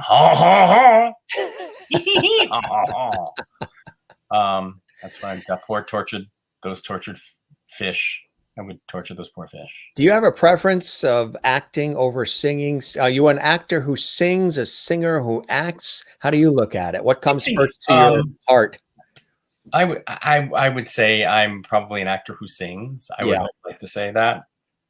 I would hope. But I mean, I love to act. I love to sing. I mean, I'm lucky that I've had a really awesome career. I've been really, very, very blessed to have the opportunities I've had. And, it's show business is hard. And sometimes it can be really, really hard. And sometimes it can be fantastic. And you just live for those moments of just, having, the best opportunity of being able to play a role and chew on it for days and days and days. Mm-hmm. I think that's why I love doing the producer so much is I've done it because I know the lines so well that I can live in the character. I've also done another play, Ken Ludwig's, I did Lend Me a Tenor and The Comedy of Tenors, which I've done The Comedy of Tenors 3 times, which is the sequel, where I play 2 different Italians, Tito Morelli and Beppo the Bellhop. I love that I play Italians. I'll never play Italians anymore because now you're not allowed to do anything you're not. But I've done the play 3 times, and I think that one of the directors of the second production said, "Why do you want to do it again?" I said, "It's a great couple of roles, and the good news is I know the lines. So whatever you want me to do, I'm not going to get thrown because I didn't just learn the lines. I know the lines, and it's really fun. I hope I get to do that one again too because it's a lot of fun." Absolutely. We got another cool shot here too. We wanted to share with our lovely viewers. Oh my God, where'd you find that? Oh, we do our research at the Jim Master Show Live. That's Cats in Switzerland. That was, that was a long time ago. Mm-hmm. That was 30 years ago. Was it really? Yeah. You haven't changed a bit. Haven't changed a bit. See, I got to play a cat. I told you. See? Old Deuteronomy. What was it? How long did it take to get into costume and get all made up and everything there for that? So the trick for cats is I think when you first begin, your makeup takes like 40 minutes because you don't know what you're doing, and you can get it down to 10 minutes, 10 or 15 minutes, 10 minutes probably once you're used to it, and you realize it doesn't have to be so clean and drawn so sharply. Actually, a sketchy line looks better than a sharp line sometimes, because distance makes it cleans it up, gives it character. But that's so that would take 20 minutes, because you got to put the hair and wigs on and the mustaches and all of that stuff. But that was a lot of fun. Love to do that again. That's a great shot that really captured something cool there. There's my beautiful husband from La Casa Fall. I did not wear that costume in the show, but that was just for photographs. I don't think he wore it either. He wore his either. The expression. What are you saying? I love to. What exactly you're saying? I don't know. We're probably reenacting a scene that didn't look like that in the play at all, but we just did it for the press. So it almost looks like you're saying, this coffee you just handed me is absolutely miserable. I want a divorce. That coffee is horrible. This coffee. Hysterical. Yeah, that is funny. You mentioned that you have a very special song that you also wanted to share with all of us here on the show. Sure. Tell us again about the song, and I would love to hear it, my friend. So the song is called "Return to Me," and it was originally recorded by the October Project, and it has a beautiful sort of like kind of Celtic folk feel to it. And especially since, St. Patrick's Day is kind of coming up, I thought it would be sort of fun to sing something a little, and something with a little kind of Irish flair to it. Great idea. And I am being accompanied. He's his own production director and technical director on his end too. He's not only the guest. These days, you have to be your own crew too. I wish I had better like atmosphere lighting. Maybe turn the lights down or something like that. It's like, no, I rehearsed 15 times where that play button is. Where the heck did it go? Did it move? Wait, Jim, you have to see my speaker. Oh, let's see it. Tell us the room that you're in. Oh, that's your speaker. Tell us about that. That's cool. This is the speaker I got from TTPM. This is the room where it happens. No, this is my living room. My desk is here, and this. Oh, let's see it happen. See if it's alive. It's alive. See how it sounds. Hold on. Can you hear it? Yeah, we hear it. You can hear it? Okay. Yeah, we sure do. I just want to make sure it's okay, and then we'll start again, and another world premiere on the Jim Master Show Live, as Merlin in Canada says. We always have these. A world premiere, Merlin.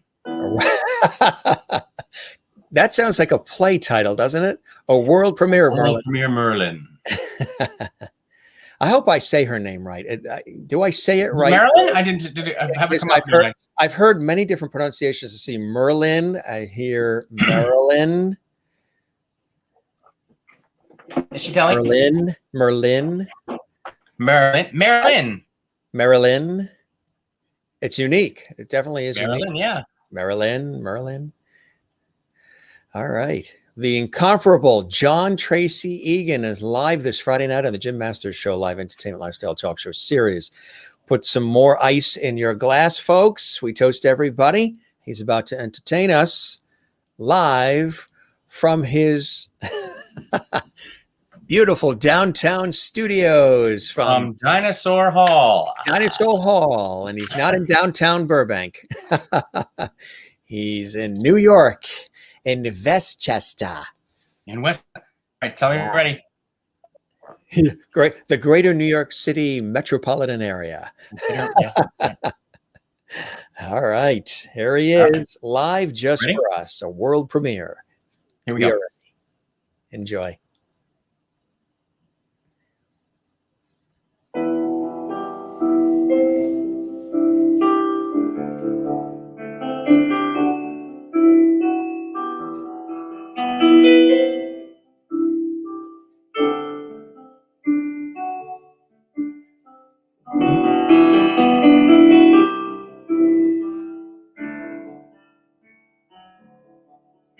There and fall gently back to the sea. Now I want to know how to hold you. Return to me. Return to me. You shine like the moon over water, and you darken the sky when you leave. Now I want to know how to keep you. Return to me. Return to me. Turn to me.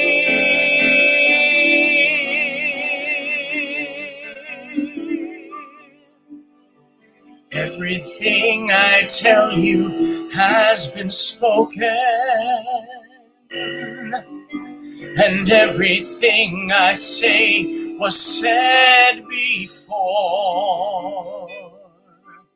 But everything I feel is for the first time, and everything I feel for you. I am here calling the wind. I am here calling your name.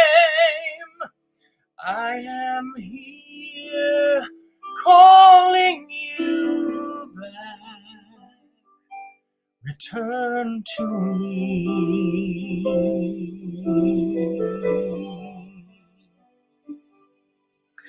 I know what it means to be lonely, and I know what it means to be free. Now I want to know how to love you. Return to me.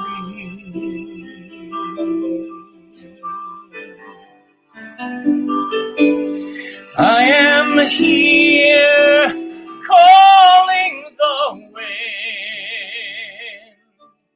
I am here calling your name.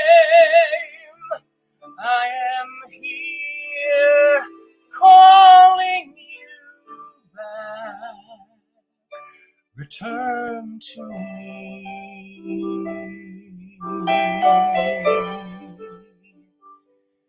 Return to me.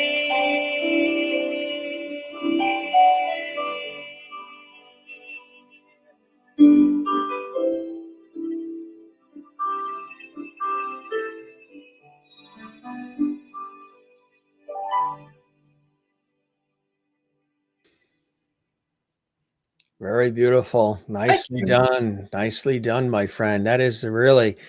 That's a wonderful song, isn't it? It's pretty. It's really, really pretty. I love the lyrics are really beautiful, and the melody is just incredible. I think everything they write at October Project is gorgeous. They're amazing. Yeah, we look forward to them coming on, and the meaning of that song as well is quite poignant, isn't it? It is. Yeah, especially so many people we've lost during COVID. So yeah, absolutely.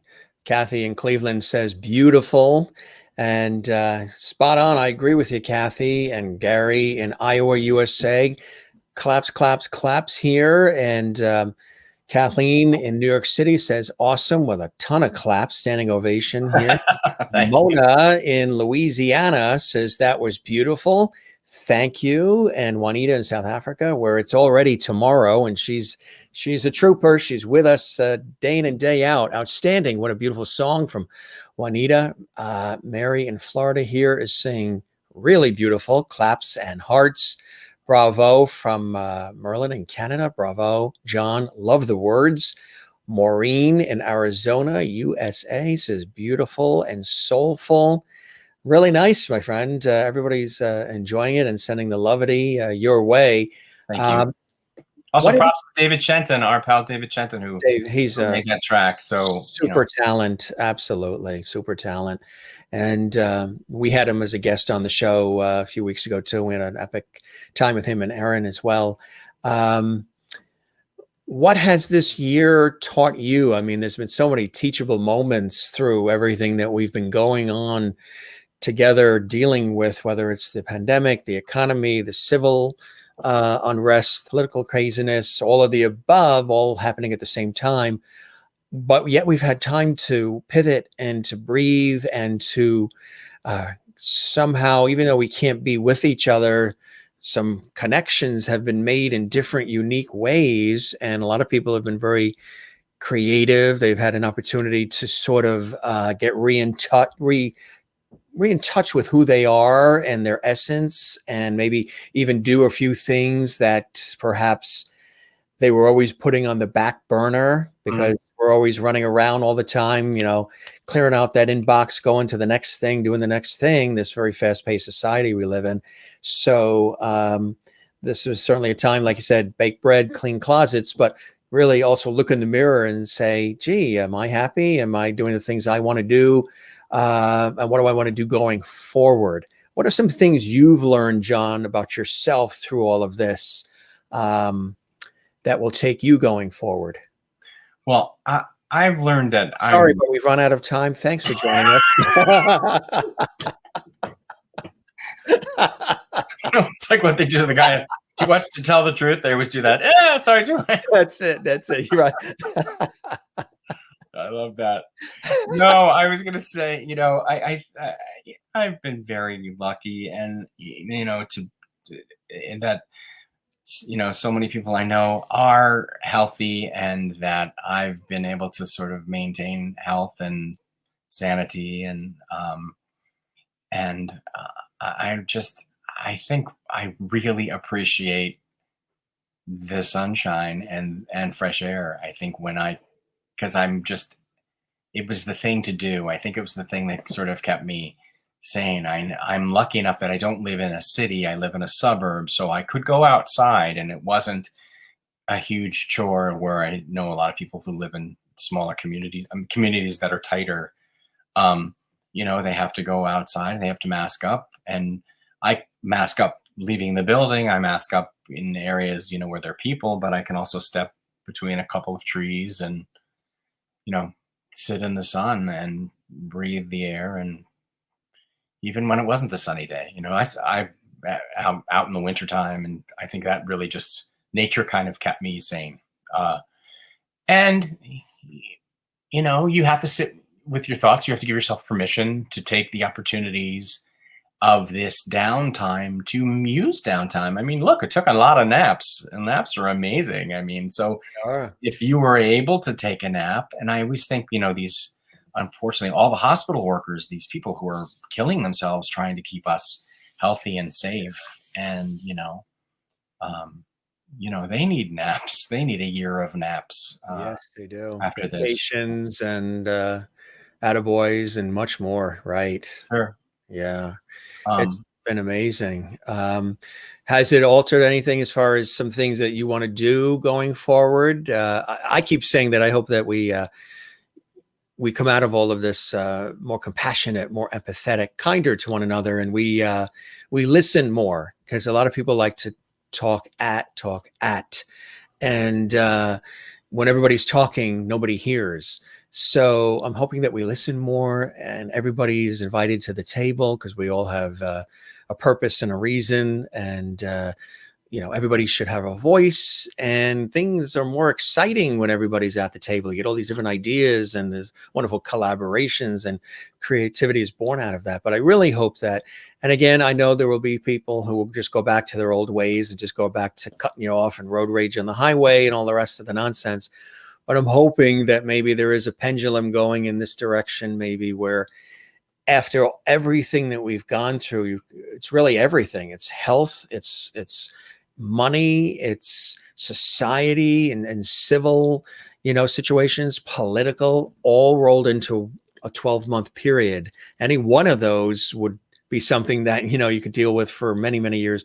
But to have it all happen at the same time, things shut down, all of this, it really is a time, a lot of teachable moments where we should really learn from it and hopefully grow from it. And I'm hoping that we do not return to a normal, we go towards better, more empathetically and compassionately. I think we have to have patience with people in their learning curve too. I think there's so much that's being thrown at us lately, and people don't have the patience to explain anymore. They want you to just be, and I think some people, I think if somebody's in a bad mood, I think we learn this when we're young. If somebody's in a bad mood, you don't know what their day was like before. Could have been they saw you, right? and it mostly has nothing to do with you. Do you It's know not you. But you can do your best to sort of just take a breath and listen, and also don't expect people to think the way you do either, regardless. But that's the hard part. I think it's really, really hard. We are very divided. Yeah. And hopefully, again, everybody will come to the table and we'll sort of work things out. It would be really, really fingers crossed, fingers crossed. We've seen some of the worst of the worst, but we've also seen some of the best in people, some really beautiful things that people have done to help one another through all of this, huh? Yeah. It's amazing. How about that Dolly Parton? Yeah, right. It's amazing. So, are there any productions and performances that you wish that you had an opportunity to be in, that the timing just wasn't right, or you were doing something else, and boy, it would have been cool to be in that production? Yeah, I think well, what was so interesting is when we shut down last year at this time, I mean, I think I had a pretty close to a year of work lined up, not a full year, but a bunch of different jobs that would have connected. There would have been some holes, and now they've all been sort of postponed, and so hopefully they'll all pick up again. There's that. I think things are not going away forever. I think they're going to just have to find a new way to come back.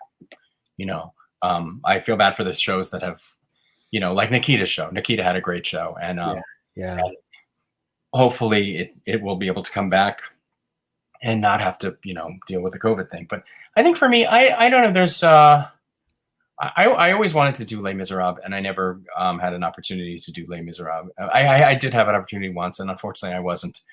I had a hip operation a couple of years ago to have my hip replaced, and I think when I was supposed to do Les Mis, there was no way I could do the physical stuff that I was supposed to do in Les Mis with the hip that I had. So I had to say no to it. But I've always enjoyed that production, and I remember the day they announced they were closing, I think for the first time. When the original production announced it was closing, was the first day that I went on as Max Bialystock in the producers. And I remember thinking, oh, I never got to be in Les Mis. But wait a minute, I'm playing the lead in a Broadway show tonight. So there you have it. So when one door closes, another one opens. So hopefully someday, I'm getting kind of up there for Les Mis, but I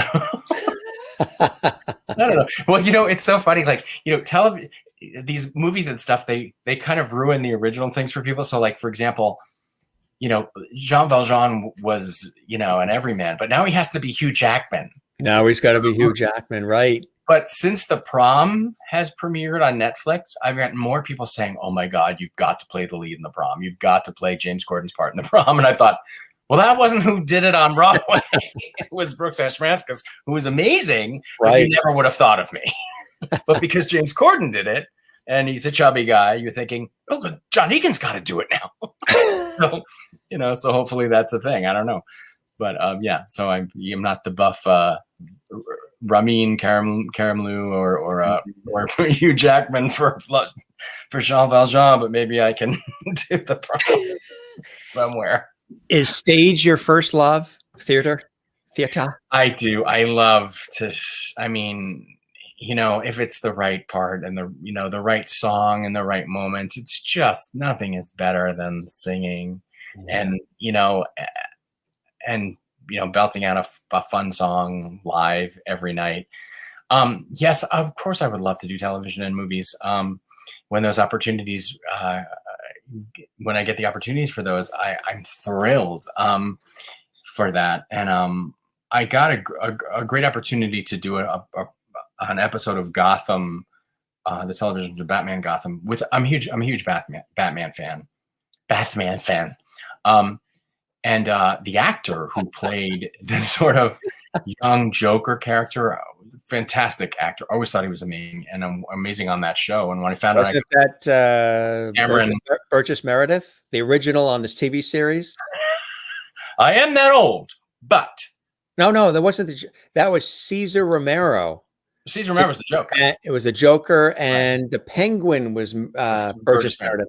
By the way, Jim, I always thought that show should be rebooted. I thought that Batman series with they should do it every week, like they did it with big movie stars in the roles every week. And I'm going to invite you to check something out. If you go on YouTube, I think it's on my channel. When we just started, I'm getting off what I wanted to talk about. No, that's fine. Hey, we can roll in any direction. When we just started, being in quarantine, and I don't even think I had Zoom. I don't even think it was Zoom yet. The last time you probably heard Zoom was Boston, Mass. 02134. We're going to Zoom. Yeah, right. Exactly. My college roommate was a Zoom guest. No way. Yeah. Love Zoom. All right. So quickly. So my friend Michael West, who is in When Pigs Fly and does a fantastic, you should have him on. His character, Ken Boisinger. You must next, I think it's next Sunday, Sunday the 14th. He's doing another concert as Ken Boisinger. It's outstanding. Really good. You have to see him. But anyway, he gave me an actual from an episode of Here's Lucy. It was actually a script from the episode that So I called some actor friends and said, let's remake this episode. So Clea Blackhurst, Brad. Oh, yeah. Oh, I saw that. Yes, I saw that clip. You see it? Yes, I saw that. And then we did a Batman episode. Clea's amazing. She was on the show a few weeks ago. Clea's amazing. Yeah, I love her. Funny. You see her when she did Hazel. So good. She's great in everything. She's great. Yeah. We did a Batman episode 2 with Christopher Sieber, and Charles Bush is in it. He has a Jonathan Freeman. You've got to watch them. They're amazing.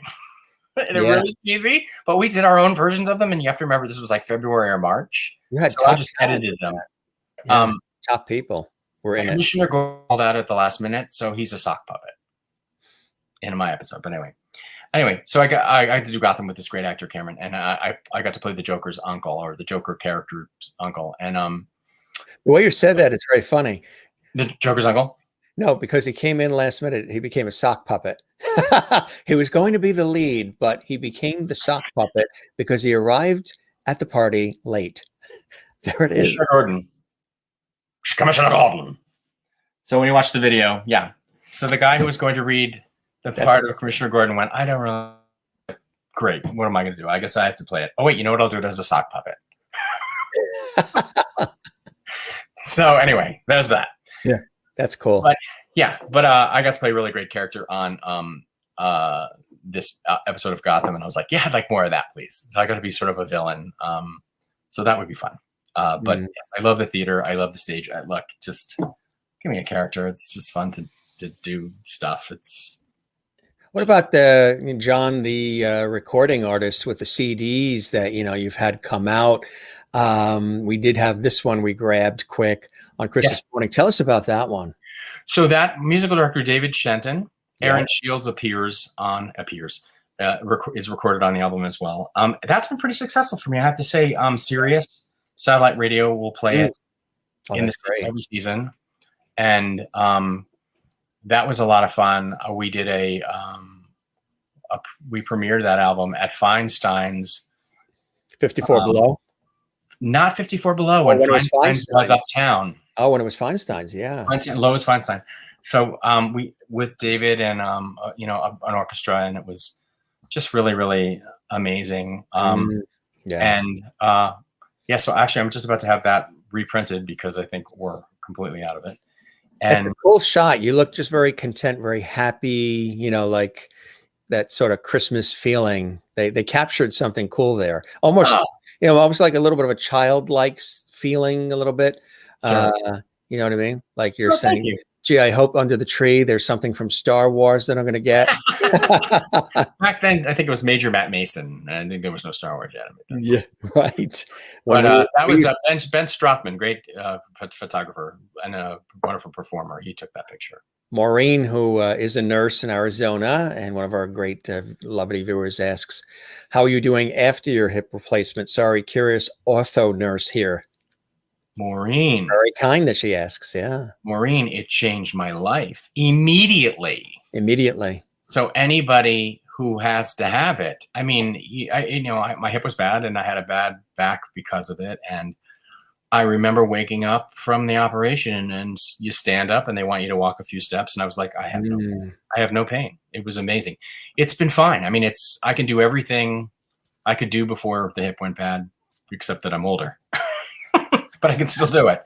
But you can do it. No, the hip's fantastic. There's two different kinds. There's a kind in the back and the kind in the front. I think the front's called anterior. I had an anterior. But I healed very quickly. And I, as a matter of fact, did a reading probably 2 weeks out of the hospital. And I was on a cane, but mostly because I was walking in the city and they're like, please have a cane. Please use a cane. So as much as it was probably a month after the operation. But so your next role is going to be in Citizen Kane? Citizen Kane's Caneless. Rosebud. Kane anymore. Yeah, which is good, which is really good. Anybody that joined us late, make sure you watch this whole episode because we had some great music. John sang live for us, and we had some great videos of him belting out some really great music. And we also played with our toys in the beginning of the show. We brought out all the childhood toys, well, some of the childhood toys. Yeah. So when you watch it back, make sure you bring out your childhood toys as well. What are the things that continue to, inspire you, my friend? We talked about earlier in the show some of those early nuggets of inspiration in your life that pointed you in the direction of being an entertainer, being a performer, being an artiste. And what are the inspirations and blessings in your life that continue that thread and journey for you, John Tracy Egan? I think I'm inspired by the talented people I work with. That's beautiful. And the opportunity to work with those people again. And, I think you've heard people say they always want to work with their friends. And I've had some great chances to do some plays and some musicals with friends. And, when you find out you're going to be cast I think when we were casting Clue, I had worked with Donna English, Kathy Fitzgerald, and Michael Kostroff. I'd worked with all those three actors before and loved them. Had so much fun together in shows that we did that when we started Clue, we immediately had rapport, and we were, we would cut up so much in rehearsal. It was almost like, don't cast people who are friends because you're like, okay, people, can we get back to the work? Right. But we had so much fun together, and we respect each other as artists, and love, like, it's, when you watch those shows, like when you watch the people on Saturday Night Live crack up at each other and see how they can entertain each other while they're working. And Harvey Korman and Tim Conway on the Carol Burnett show. So great, right? I mean, that stuff is, and you have those moments. Like I remember I would have that nightly with Matthew Broderick in Nice Work If You Can Get It, that he was like looking to me to do something to make him laugh, so that he has to try to hold it back. And, like, oh, is it a challenge? Okay, let's go. So, I mean, it's a spark, as well as keeping the action alive and the text alive is that extra, relationship, you can have with an actor, I think. But I think I am inspired by my friends, and I'm, when you see them work, and you just think, oh, I know what I want to do. Let's do something where we're doing blah, blah, blah together. So I think that's where I base my writing on, on Friends. So I mean, I've been working on some projects, and I think, well, this is written for so and so, this is written for so and so. Whether it ever happens or whatever, they're just inspiring me to write something that uses them in it. So. Right, exactly. Do you? It's kind of a hard question because you probably have different aspects from each that mean something to you. But what were some of your thus far? Some of your because there's more to come from you, of course. Some of your favorite roles that you've played that I really love that role. That was just really amazing to get an opportunity to play that. Yeah, I would say that definitely the Max Bialystock and the producers I would do again. I would Tito Morelli in Comedy of Tenors or Lend Me a Tenor again, because I got to see, the great part about that is you get to sing some opera, as well as be funny and crazy and have an Italian accent and the ridiculous costumes. I loved playing Horton in Seussical. I would love to do that again. I did. And you've shown pictures of most of them. I'd love to play Albin in La Cage aux Folles again. That's a fantastic part and so much fun. So if I got an opportunity to do any of those, I would be thrilled because they're great parts. And I would love to do them. And I guess the older you get, the lines already. So Right. Of the ones you've played so far, which are the ones, and maybe only one, but which are the ones that are closest to the real John Tracy Egan? Which is the one that you really related to, identified with, and you felt was the closest to who you really are? Oh my gosh, that's such a good question, because it's all of them in a way. It's all of them, and I think I think it's probably Horton in Seussical. There's something about Horton that I think is a side of me that's sort of a gentler side that is probably more like what I'm like. But then when I'm wild and crazy and boisterous, I mean, it's Tito Morelli and it's Max Bialystock. And it's probably Zaza in La Cage. But then other thing is, like I said about Tito and Beppo is sort of, sort of wide-eyed and excited about opportunities and things. That's from Comedy Tenors as well. So I think that's why I love them so much, is I get to sort of use those parts of my my personality as well. I think, there's trickier ones. There's ones that don't fit as well. And they're probably the bigger challenges. I mean, because if you don't see yourself in them, you have to figure out a way to make that work. Right. And that's hard. What was one of the hardest roles you've had to play? Whether it's the physicality or the mental fortitude or the storyline or all of the above, what would you say was the one that really took a lot out of you in every way? Not just the physicality again, but just you loved doing it, but it really wiped you out in many different ways because of the role itself. That's tricky. I'm not sure I have something there. I don't know if I have something that's been completely. I've definitely had productions of things I didn't enjoy. So I can say that. And I would say probably because I didn't enjoy the I don't know, maybe the atmosphere or where I probably was in my life and my mental, faculties at the moment. And so I definitely had moments that I struggled in some shows. And it's weird because I've seen that in other actors. I've seen that in actors I've worked with in things where you see them and they have different personalities in the different shows. Yeah. But you realize somewhere where they were in their life, this was not helping. This was hindering being a part of this production. And it was difficult for them to be a part of it. And then you've seen them in another situation and they glowed or they blossomed. So I would say I've had more of that rather than I've had a role that took it out of me, too emotional or too hard to sing. I mean, I would say that when I played Roger Debris in The Producers, I think Roger Debris is harder than Max Bialystock because he comes on in a burst of energy, and then Springtime for Hitler is such a difficult number to perform because of the tessitura and the dancing and the running around and the moving. And I used to think, oh my God, I can't breathe. You know, that one was harder than people would say, that's harder than Max Ballistock. I would say it is. Max, you know, is the whole show, so he knows how to pace himself through the show.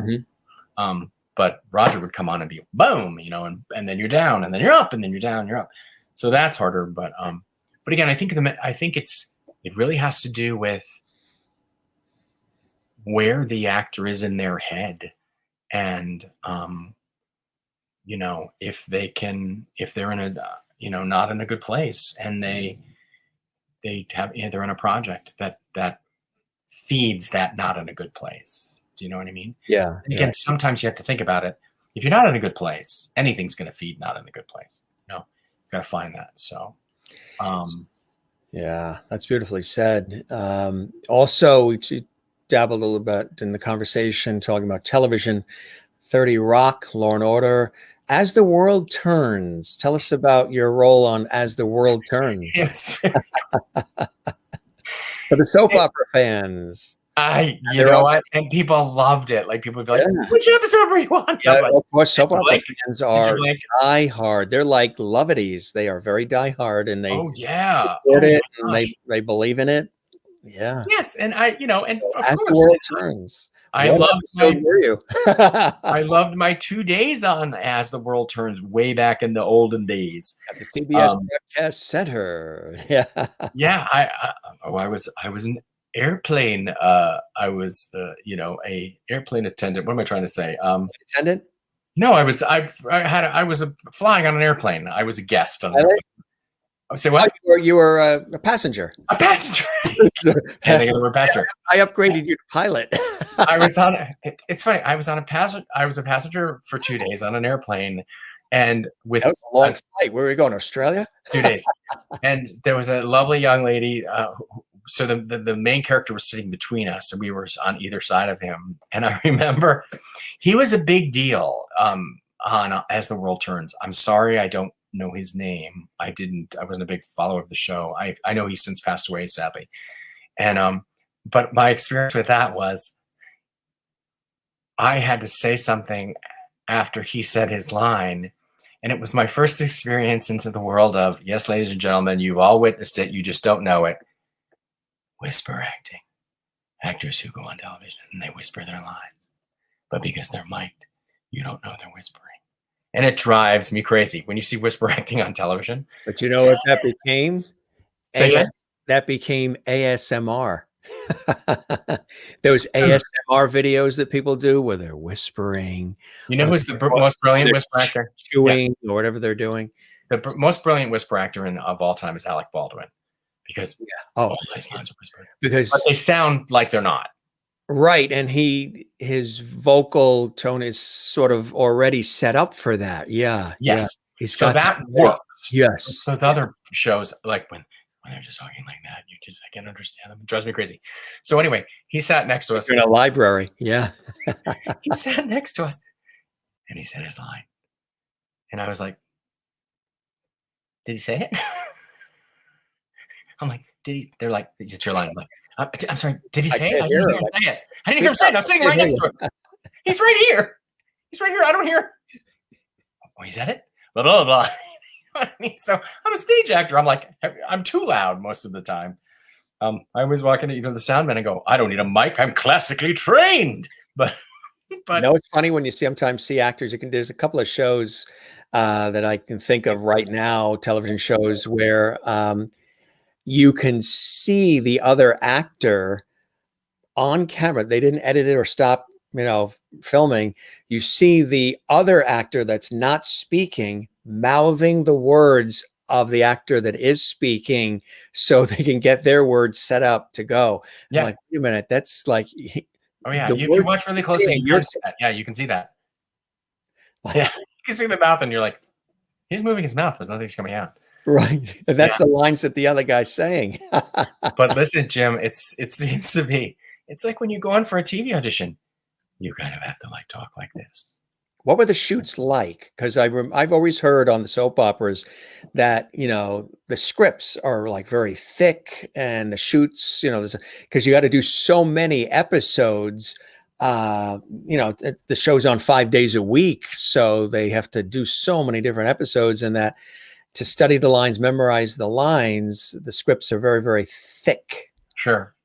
Oh yeah, these. I mean, like, but again, I'm in one scene a couple of times for 2 days. Do you know What what I were mean? your lines? What did you say? God, I think Pass the salt? something about the flight. Yeah, something about the flight. And then I know Oh, that nice I little remember bumpy. I remember the woman on the other side of him said to him, like, "Are you going to eat those?" And I don't remember. I responded something, and it was funny too, because that those 2 days were two different directors. Ah, So then they were changing my wardrobe, and I thought, you can't change my wardrobe. I'm on the same. No one's going to remember. No one's going to remember. but You're changing my outfit?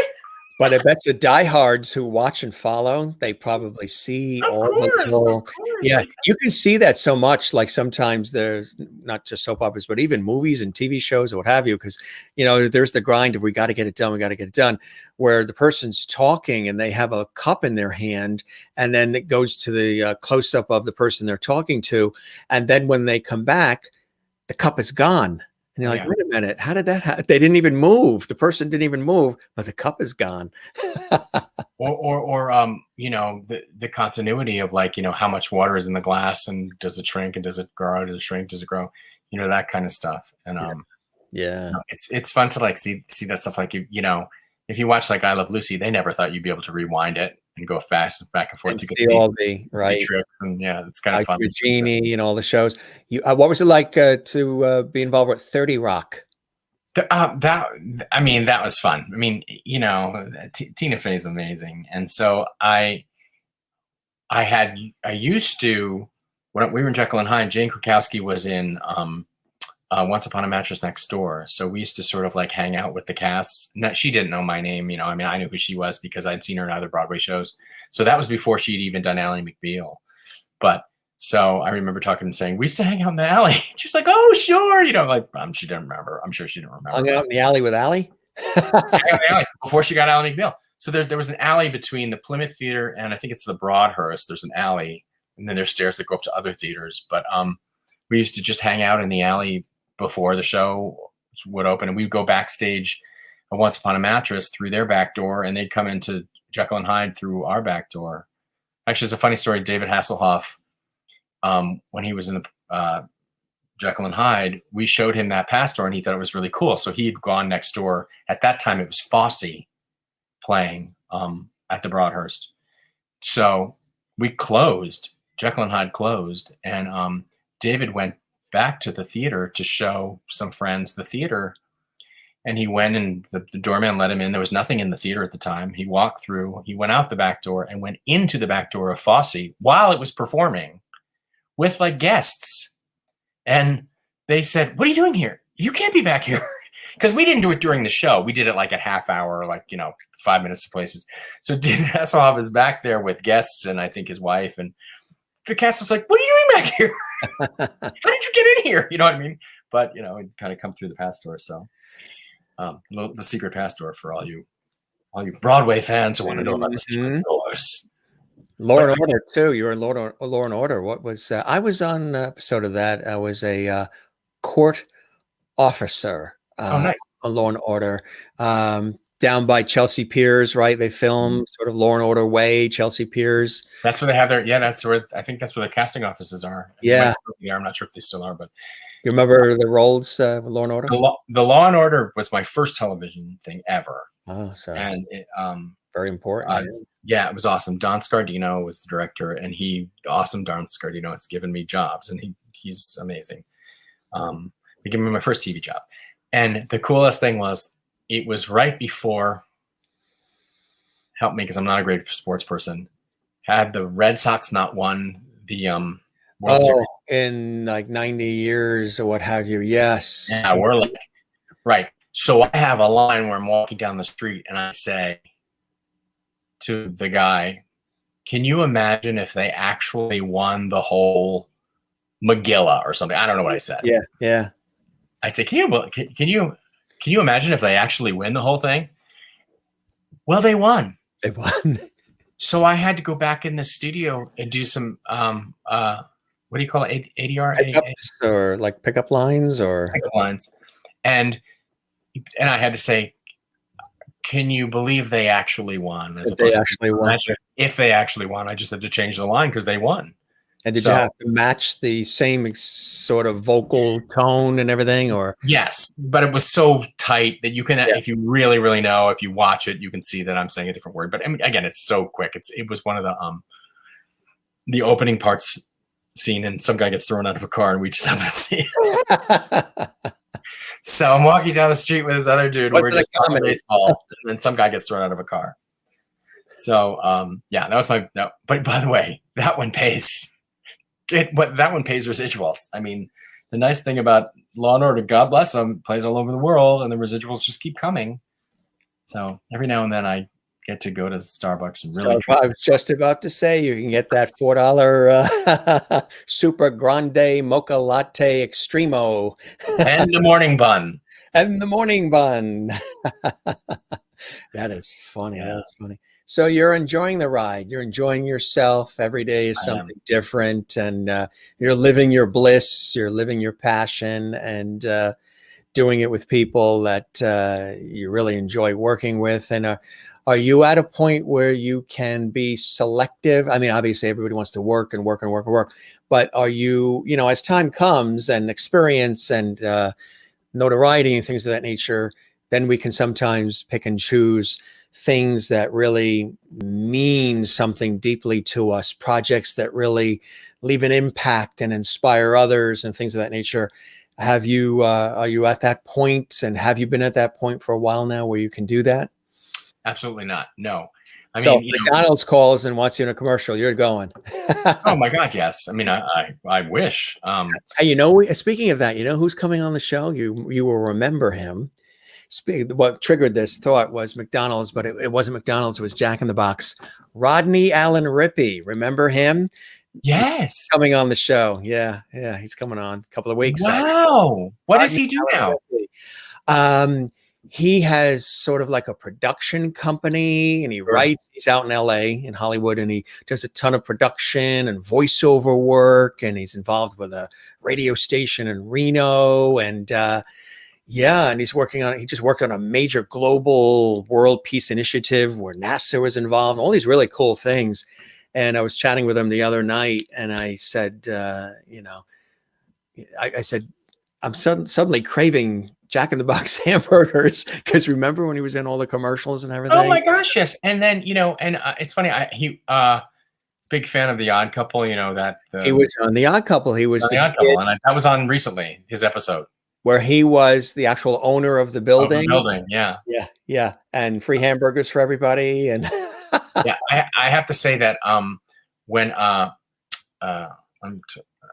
Gary Marshall came to see the Bye Bye Birdie, because he was great friends with John Stamos. John Stamos, the loveliest man in the world, the sweetest guy in the world, really is, and had the most eclectic group of friends. I mean, incredible. He's like us in the fact that he's old school and he knows like everybody. So Steven Weber, the same thing. He knows all the great people. He can tell you everybody on the day. Loves the Beach Boys. Dean Martin celebrity roasts, that kind of thing. Yeah. Oh, I love watching those. But Gary Marshall came to the theater, and he was going to watch the show, and he was at John's dressing room, and it was between shows. I was having dinner, and John pops his head into my dressing room and says, "Do you want to meet Gary Marshall?" I go, "Yeah, is he coming to the show?" He goes, "Yeah, he's here in my room right now." I go, "You're kidding me."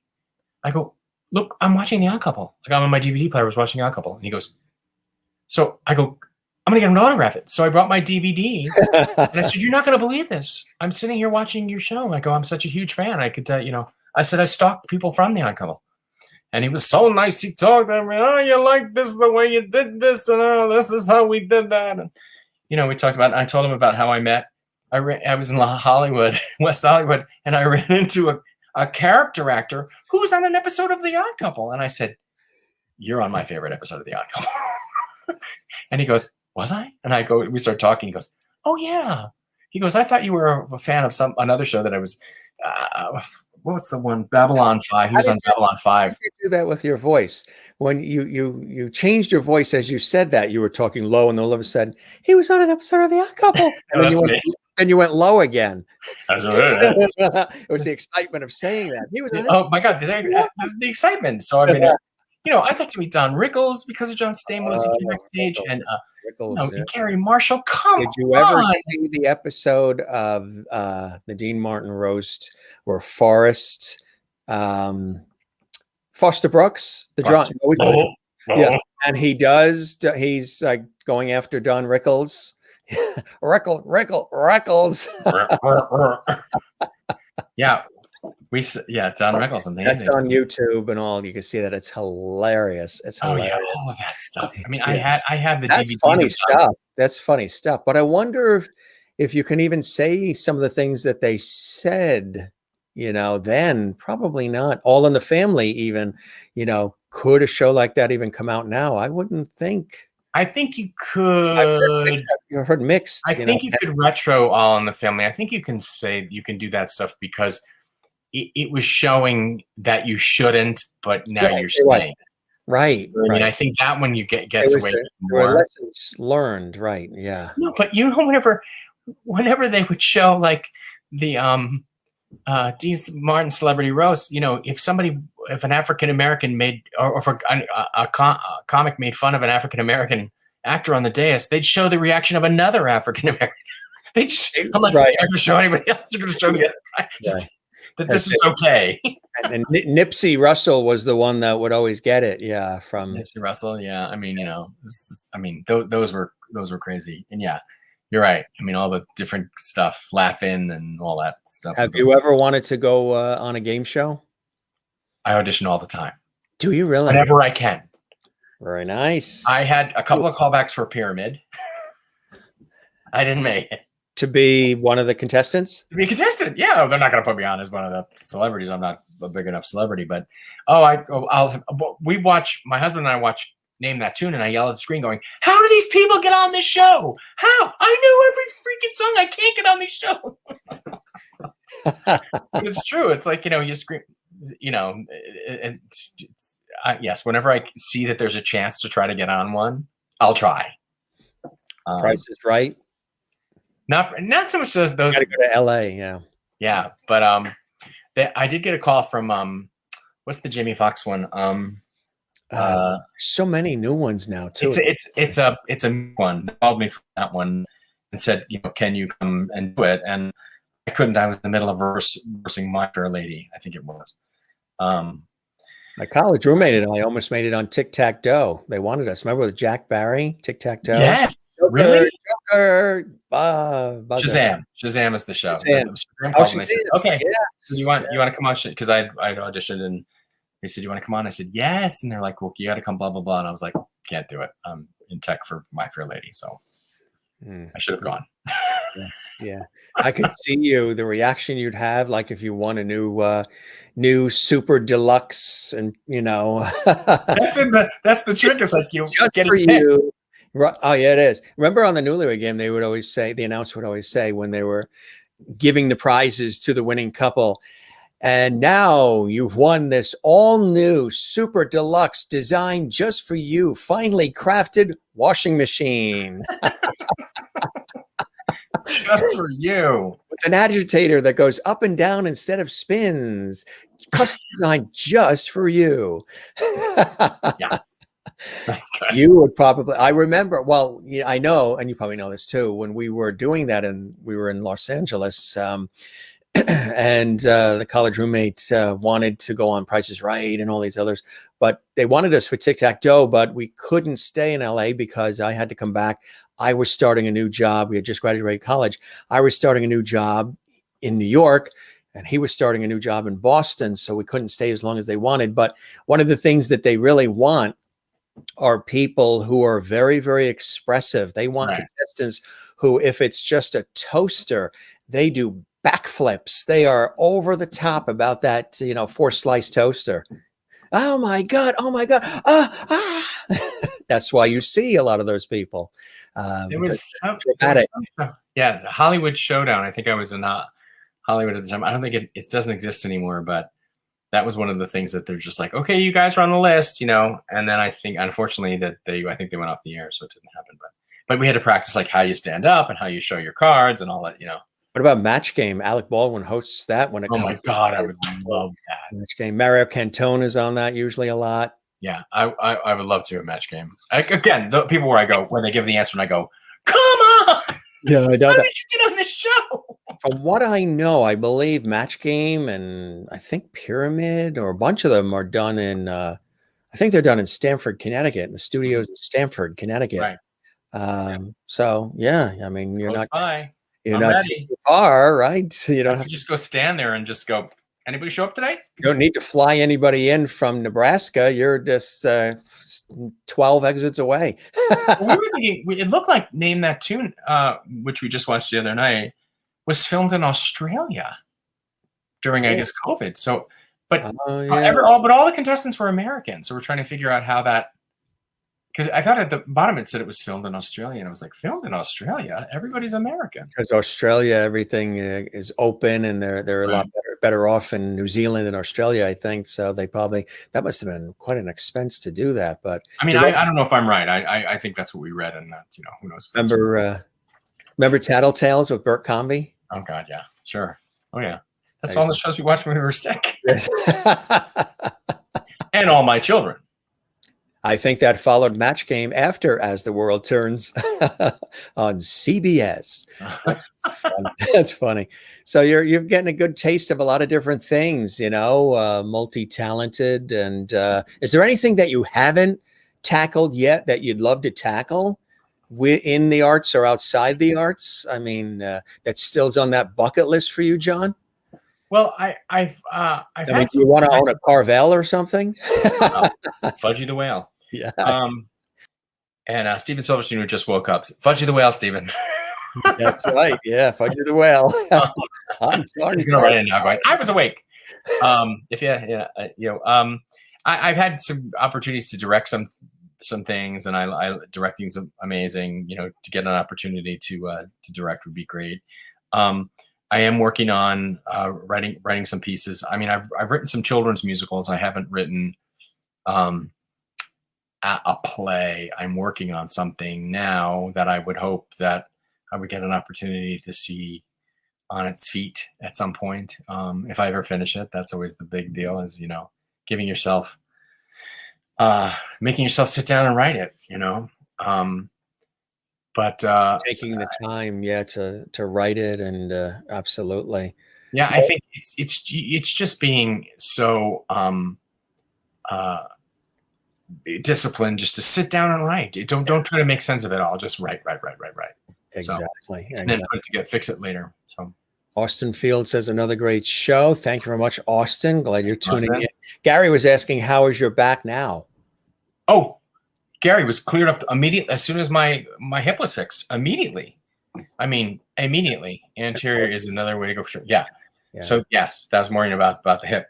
Yeah. That was, I mean, I'm telling you, and I healed very quickly, and it's been amazing. I've not had a problem, knock on wood, about it. So that's fantastic. That's awesome. awesome. I highly recommend it if you have to have it. Great doctor in New York I went to. So. Do you get to travel a lot too with the work? Before, pre-COVID, were you going all over? A lot recently. I think when I say recently, I mean a year ago recently. But I was in Cleveland, I was in San Diego, I was in Fort Worth. I did a play in Maryland, San Francisco. So otherwise, I haven't been traveling that much, because I was lucky enough to have pretty much work on Broadway for 18 years straight. I would say, I think it was about 18 years. And then again, with the hip, I was doing an off-Broadway show. I took an off-Broadway show, Clinton, the musical, believe it or not. When that ended, I said, I can't do the stage anymore. That's when I booked a lot of TV, which was nice to book. Yeah. But the hip was an issue. So I finally got the hip fixed, and I had worked for a friend of mine for her school. She had a theater school, and I was working there for a little while. And I got my hip fixed and I got back on stage. Thank goodness. That's it. Got right back up, starting to do your thing again, which is amazing and has been brilliant all along, my friend. We really, I can't believe that we said, maybe we'll chat for an hour and a half. We've actually chatted for 2 hours and 30 minutes. We have. It doesn't feel like it, right? Every guest says it never feels like that because we just, freestyling conversation. We just let it roll and take it into a myriad of different directions in a comfortable conversational way. And it doesn't feel like 2 hours and 30 minutes, does it? Actors hate talking about themselves. So. I mean, unless you have to go to the bathroom, then it might, but. Okay. Got to take this guy out for a walk soon, but Did he? And George needs a drink. George needs a drink. Cheers, George. George, turn this off. Yeah. The speaker, right? Does it start talking to you? I know. Well, it plays Star Wars. Does it?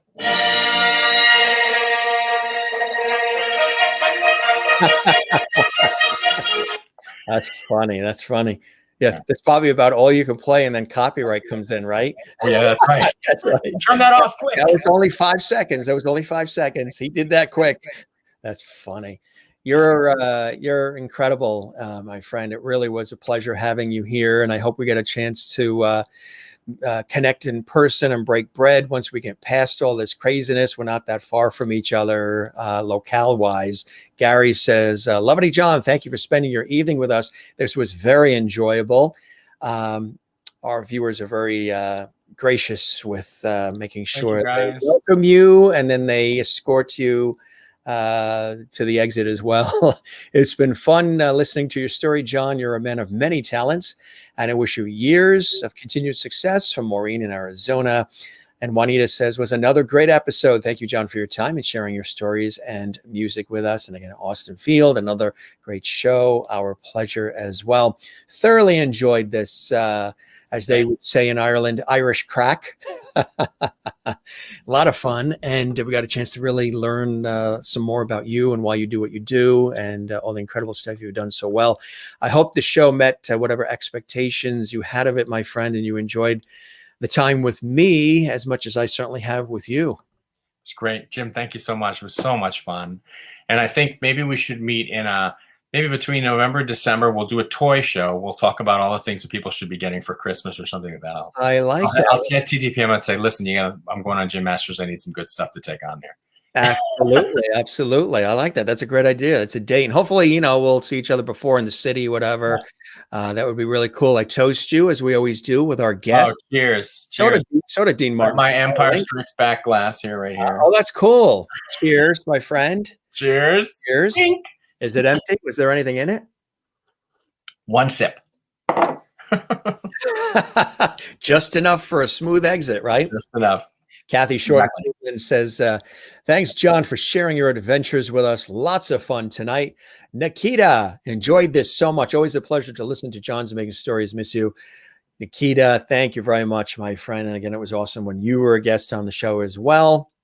And I know you'll be tuning in again when the October project is on, I'm sure. And when we have Rodney Allen Rippey, I know you'll be on for that. That'll be fun. Yeah, definitely. It was really cool. So did you already eat dinner or are you going to eat now? I'll probably eat a little something now and watch RuPaul's Drag Race. This is a foodie crowd, so they want to know, what are you going to have? Oh, listen, it's Friday. I got to have Sal's Pizza from Sal's Pizzeria in Mamaroneck. If you've never had it, it's amazing. It's very nice. Sicilian pizza from Sal's. It's I'll tell you, if we meet, I'll have to bring you that up. Bring some to come to Mamaroneck. It's very funny you say Mamaroneck. I'm originally, from New York as well, from Long Island, further out east on the island. It's interesting when people say we're going in Long Island. We're like, you're actually going on it. But when you are on Long Island, if you're born and raised, a lot of people will say if they're going anywhere north of the Bronx, north of the city proper, you're going upstate. So when you're going to Rye and White Plains and Mamaroneck, you're going upstate. until you talk to somebody from Mamaroneck, Rye, and White Plains that say, you are not upstate. Syracuse and Rochester is upstate. This is not upstate. No, I get it all the time when I'm in the We're show. going- Where do you live? You live upstate? I'm like, Westchester. Oh, it's upstate. No, it's not. Anything north of the Bronx is upstate. Upstate. Yeah, people are like, oh, you're from upstate. I go, no. What is it? Washington Heights is upstate for Manhattan. Lake Placid could be considered upstate, not Mamaroneck. Yeah. Cool night, my friend. This was a lot of fun and a real pleasure, and great to have you as a guest on the show. Spread the word about the show. You mentioned a couple of names of people you think might be great to hop on, so definitely shoot me an email. Let me know. We'll invite them as well. Yeah. And you have a fantastic weekend. Thanks for all of the time. It was really fantastic, and you're welcome back on the show. We'll keep the porch light on for you anytime, my friend. Thank you so much, Jim. Thank you. Such a pleasure to be here. So nice to meet all the Lovities. Thank you so much, guys. And have a great weekend. Absolutely. You too, my friend. You enjoy, okay? Take care, man. Bye-bye now. Bye. Another great show. Just as Mona in Louisiana says, another great show. Thanks for your time. Nice meeting you and spending your Friday evening with Mr. Lovity and the Lovities. Absolutely. Thank you, Mona. And Maureen says, Lovity hugs to you, John. Thank you very much. And Kathy in Cleveland, thanks, John, for sharing your adventures with us. Lots of fun tonight. We appreciate all of you joining us tonight as well. I want to show you a couple of cool things. Tomorrow night, we have celebrity impersonator and MC and multitude of different things this guy does. Jason Thompson live from Hollywood and Los Angeles tomorrow also. Now, that's Saturday. Then we have incredible pop star Meredith O'Connor coming in live from New York on Sunday. And there's this incredible video we're going to debut on the show with a multitude of incredible artists and singers and performers from all around the world, including who's now passed since she made this video, Mary Wilson from the Supremes, who just passed away a few weeks ago, part of this incredible video. She's a phenomenal pop star, Meredith. She's on with us on Sunday. So we got celebrity impersonator and entertainer Jason Thompson tomorrow, 7 p.m. Eastern, 4 p.m. Pacific. Those are just some of the characters. You recognize Austin Powers and Steve Irwin and Lady Gaga and Dame Edna and so many others. Meredith O'Connor is with us coming up on Sunday, and then a whole bevy of guests next week. You remember, of course, Judy Tenuta, the fantastic comedian and actress, Hollywood legend. She's coming up on Monday, March 15th, 7 p.m. Eastern, 4 p.m. Pacific, right here on the Jim Masters Show. That's going to be amazing. She'll be live from Hollywood. Also live from Hollywood, Dee Wallace. You know her from E.T., the Extraterrestrial, The Howling, The Hills Have Eyes, Murder, She Wrote, Policewoman, The Streets of San Francisco with Michael Douglas and Carl Malden. Let's see, what else? Touched by an Angel. So many shows on television and film. She's going to be with us coming up in a few short weeks as well. We love, love, love her. She's going to be with us, and just absolutely amazing. Hey, I also wanted to show you some fantastic, if you haven't seen some of these, we have some wonderful comments that have come in from our previous guests. And we love it, love it, love it when our guests make these special videos, sharing their experiences as guests here on the Jim Masters Show Live. We also have wonderful viewers who have made some videos. If you'd like to make a video, you can send it to jimmasterstv@gmail.com. jimmasterstv@gmail.com. Doesn't have to be anything fancy. We'll air it right here on the show and tell us why you love the show. What are some of the things you get out of the Jim Masters Show Live Entertainment Lifestyle Talk Show series, all the levity and just the whole experience, whether you have been a guest or you are a viewer. Some guests are, many of the guests, if not all, are viewers of our show as well. Of course, Michael Colby was a guest on our show, another brilliant performer and so much more, lyricist. I mean, he's just extraordinary. And here he is with his words about the Jim Masters Show Live. Greetings. I'm Michael Colby, sometimes known as the Algonquin Kid. I want to wish a safe and vibrant 2021 to one and all as they sing in Charlotte's Suite, Farewell to Old Lang Syne, ring in the new year. And special thanks to Jim Masters for his Swilligan shows, past and future. Thank you very much, Michael. Of course, wonderful actor and performer. Ellis Gage was on our show as well. He had these words. Hi everyone, Ellis Gage here.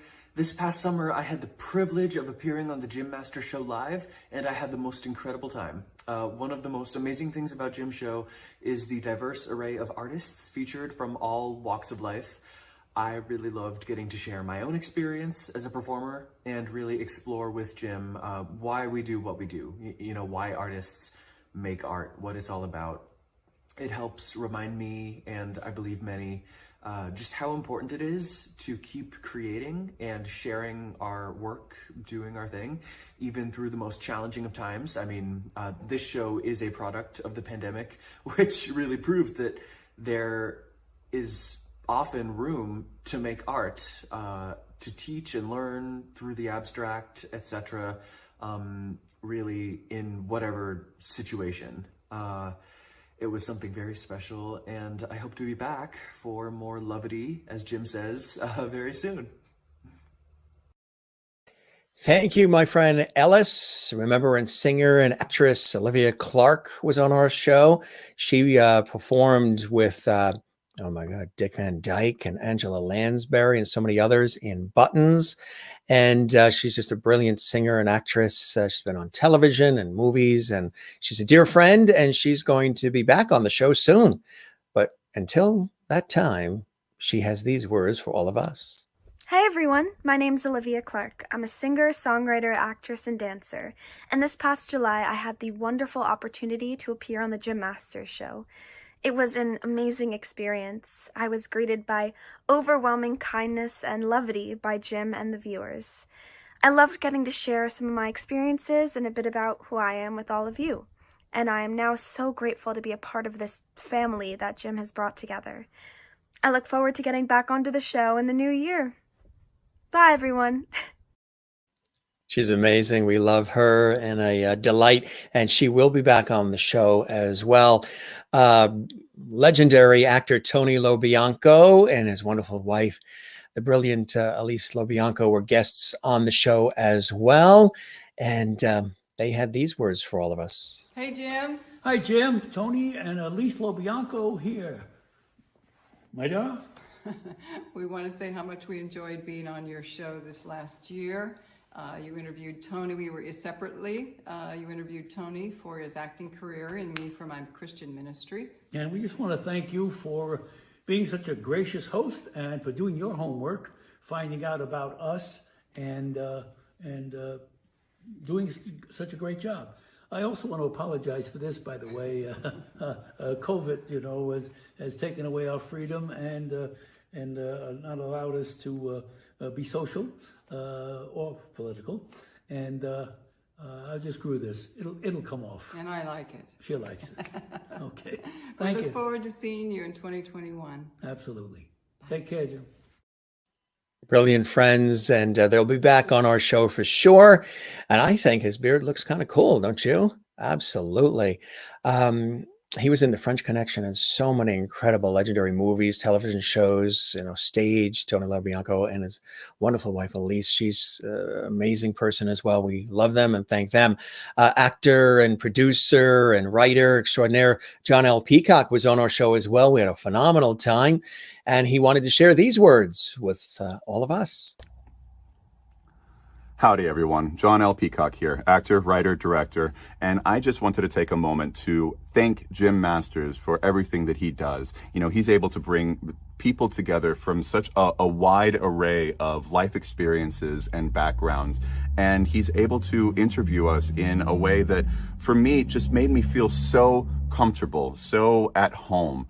I met Jim literally a couple of minutes before we went on live for our roughly 2-hour interview, and it was refreshing. I felt like I was talking with an old best friend and we were catching up for the first time in 10 years. That's how at home, that's how comfortable he made me feel so quickly. So thank you, Jim, for all you do. I really appreciate it. My pleasure, my friend John L. Peacock, and we will have you back on the show coming up soon as well. Thank you for those great comments. Do you remember that epic episode with lots of music when we had dear friend, the multi-talented musician, guitarist extraordinaire John LaBarbera on the show, and he showed us maybe 100 different kinds of guitars, even a bouzouki, and explained them all and played for us live. He's going to be back. He's a dear friend. He's going to be back on the show real soon. You guys who saw that episode, if you missed any of the episodes with any of these guests or any of our episodes, they're all on our YouTube channel at Jim Masters TV. We would love it if you subscribe to the YouTube channel. Yes, that does help the show. It also allows us to continue to bring you the great content and all this levity and lovity and inspiration that you guys enjoy. So please subscribe to the channel. We would love that. And share the channel, share these episodes, let everybody know about the Jim Masters Show live, tell the world about it. We would really appreciate that. And again, it helps us grow and continue to go. John LaBarbera had these wonderful words about his experience with all of us here on the Jim Masters Show live. Here's John. Hi, everyone. John LaBarbera here with a quick shout out to celebrate the Jim Masters Show live. And I'd like to share that with all of you. You know, I had such a great time on Jim's show last time. We spoke about music and a lot of my experiences as a musician. And it was just a very rewarding experience. And one of the best things is being able to share that with all of you and to watch the audience's reaction, which every show is very unique. And the way that Jim presents the show to you with audience interaction, I think is very important. And it really is mostly important during this period of time where we need this sense of connection. And Jim's show brings you right into that. You can look forward to it each night, and you never know who's going to appear. And I'm sure it's always a rewarding experience. Every time Jim and I would get together, it was always as if we were just, we saw each other every day. And just feeling so comfortable. But now being able to have that experience with Jim's show, I think that he's opened it up to all of you and has built a wonderful family of friends and people from all over. It's so international, and it gives you really a sense of being connected. And that's one of the most important things, is the sense of community. And Jim has a great touch in doing that. So let's celebrate and hope to see you all again very soon on another show. And let's celebrate Jim Masters Show live. See you all again soon, I hope. Ciao. Oh, my friend, you will be back with us for sure. We were just chatting a couple of days ago about having him come back, and he's looking forward to that. And he and I worked together on concert events where he was one of the musicians and I was the master of ceremonies at several venues in New York. He's a brilliant musician and a great friend. Of course, a week ago, I think it was a week ago tonight, we had another dear friend, the acclaimed soprano Anna Veleva, on the show, and that was epic. And if you didn't see that episode, you can see it. She sang live, and it was just really extraordinary. She's a dear friend. We'll have her back again soon, and we loved having her on again, another dear friend. And she had these words for all of us. Hi, Jim.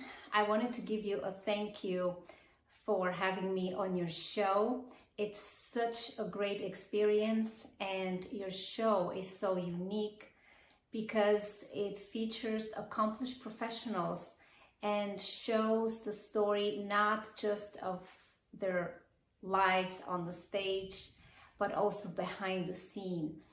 This is a very unique experience for the audience because they get to see how the life of a star in the entertainment business is on stage and also behind the scenes. You're also such a professional in your field of journalism, and you guided me with a lot of grace and time just passed so quickly. And it was a pleasure for me and the audience. So thank you. Again, I am watching your shows now, and I'm a subscriber, and I recommend that for your audience and everyone who watches Jim Masters TV. Thank you. Thank you so much, my friend, for those really wonderful and heartfelt words. And we really appreciate that. And we will be breaking bread again real soon, as we have in the past. And we'll have you back on the show as well. We had an epic time when you were on. Kenny James, too, the brilliant entertainer and singer extraordinaire, was on. If you missed that episode, we have a lot of fun with him. His son popped on, played guitar. Their dog, Ra, popped on. Wonderful performers in Las Vegas. He originally hails from Connecticut, from the East Coast, and just loved having them on. And Kenny is amazing. He had these words for all of us too. Hey, Jim. Oh man, I want to tell you that how much I really enjoyed doing your show. You know, I have to admit it was so much fun. I had like an hour and a half time scheduled to do the interview because I had another appointment after your interview, but it turned out to be so much fun. It almost felt like a family affair. It turned out to be so much fun that we went like 2.5 hours or so. And everyone said you did an incredible job with the interview. It was seamless. We had just a wonderful time, and I feel like I made a new friend out of it. So I really want to thank you very much for having me on your show. And I thank Terry Woolman for kind of recommending me for your show. And I have become a fan. What is it? A Levity fan? Levity fan? Yeah. But anyways, thank you very much, sir, for having me on your show. It was a pleasure. Yes, it was. And a lot of fun. Sean Kanan, who was on the show twice, brilliant actor, producer. He's in Studio City. And also he was on all those soap operas, General Hospital, Young and the Restless, and a lot of films. Of course, Karate Kid he was in, and lots more. If you didn't see it, he had these kind words to share with all of us. Hey everyone, it's Sean Kanan. I just want to tell you, I always love sitting down with my pal Jim Masters, talking with them about life, my career, what's going on. It's such a wonderful experience because it's like sitting down and talking to a friend. I consider him a friend. So tune in, watch the show. I'll be back as a guest, and enjoy the levity. Thank you very much, my friend Sean. Love when you're on. We'll have you back again real soon. Grammy-winning jazz pianist and composer John Prue was with us as well. If you didn't see his words, well, he had some wonderful words and even tickled the ivories for us a little bit as well. Grammy-winning, incredible composer and jazz pianist John Prue for all of you. Hi Levities, it's John Prue, and I just wanted to say thank you to Jim Masters for having me on his program, and had a great time conversing, talking about all kinds of things, music, life, love, and sharing music on the show. It was a real pleasure to be on your show. Jim, thank you so much for having me, and I hope to be back on soon and to do more music and sharing stories. And you know, the time flew by. I think we were on the interview for over 2 hours, but it really felt like 15 minutes. So thank you so much, Jim, for having me on your show. Thank you to all the Levities that tuned in and were commenting and everything. So thanks so much. I'll just do a little send-off here of the original song I did on the show called Stuck in a Dream with Me. Careful now, don't play with my heart. I could fall in love. That may not be smart, for then where would you be? Stuck in a dream with me. Thanks again, Jim, and to all the Levities, and I hope to see you again real soon. Take care. Happy New Year. Thank you very much, my friend, the Grammy-winning composer, jazz pianist, and great friend, John Prue.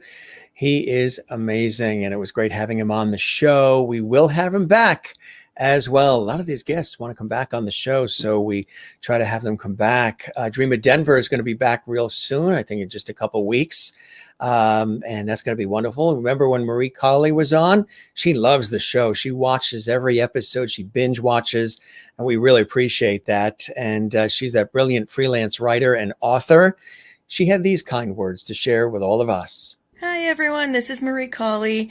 It's been such an honor to be on the Jim Masters show on YouTube and on Facebook to talk to all of the Lovities. Jim's a master of the art of conversation. It's good to have that back. And it's so nice to have everybody be a part of the conversation, you know, that's watching from home during the show. It's great to share the inspiration and the joy and the warmth that we all need right now, especially with everything going on. You should subscribe to his YouTube channel. He's the best. I'm looking forward to being on the show again when my next book is ready. It's so great to talk about writing with him and with everybody else. And Jim is just the best. That's all I can say. I'm looking forward to being back. Thank you, Jim, for everything. And thank you, Marie. You were incredible when you were on the show. We loved having you when you were with us. We will definitely have you back, especially when you have that new book coming out. We have many, many more. We're just sprinkling in a few every once in a while on our show, so you can see some of the words that these wonderful guests and friends of mine have been sharing. And again, if you'd like to send one in, feel free. We don't tell the guests what to say. We don't send them a script. What they're saying, they are saying from their own experiences and from their heart. And that's what makes it even better and real and authentic. And we absolutely love that. And of course, another of my favorite guests is the brilliant, renowned flautist, millions of records sold, the incredible Sir James Galway. We had him on the show. If you didn't see that episode, it was outstanding. Originally from Ireland, his lovely wife, Lady Jean Galway, another brilliant flautist. They also teach at their academy. She's from New York originally. He's from Ireland. They have a beautiful home in Switzerland. And that's where they were when we had them on the show back in December. If you didn't see that episode, check it out on Jim Masters TV on YouTube. And here's what he had to say. Hello, Jim. I just want to tell you how much pleasure Jeannie and I got out of appearing on your show when it was possible to do that. I hope in the future we'll be able to do it again and take part in a great show. Thank you so very, very much, Sir James Galway and Lady Jean Galway, for joining us on the episode. Really, really a delight and a pleasure. And as it is with all of you, all of our viewers who watch around the world, like Mona Greer, who says, another great show. Thanks for your time. Nice meeting you and spending your Friday evening with Mr. Lovity and the Lovities. And that, of course, is for our very special guest tonight, actor, singer, entertainer extraordinaire, John Tracy Egan. If you missed any of the episode, joined us late, watch from the beginning. We had a lot of fun in the beginning. We were whipping out some of our childhood toys, and he sang for us and performed, and we had some great video and just a really great conversation. And like Ann says, sounds like I missed an amazing show. We'll definitely watch the entire show in the archives. Absolutely. And hope you had a good time with our friends, the Byrne brothers, who were with us last night on the show. I know you guys enjoyed that very much, and that was a great episode. We had a lot of fun with them, and they've expressed to me how much fun they had on the show as well. So it was great having them here. We'll have them back as well. Good night, Jim. Looking forward to next time. Kathy Short again tomorrow night. Celebrity impersonator extraordinaire Jason Thompson is going to be with us 7 p.m. Eastern, 4 p.m. Pacific. You have a good night, Kathy. We'll see you tomorrow. Great show, Jim. Good night, everyone. Have a great Saturday. Juanita, you as well. And good night to everybody. Thanks for joining us. We wish you all the best. And saying good night, Jim, and everyone. Wishing you all a wonderful weekend. We got a beautiful weekend coming up here weather-wise. And Jason Thompson, celebrity impersonator, entertainer tomorrow. And on Sunday, a very special show. Pop star Meredith O'Connor is going to be here, but with a very special, she's also an anti-bullying icon. And this amazing video that she's going to be sharing. She's also going to perform and sing live and play live for us.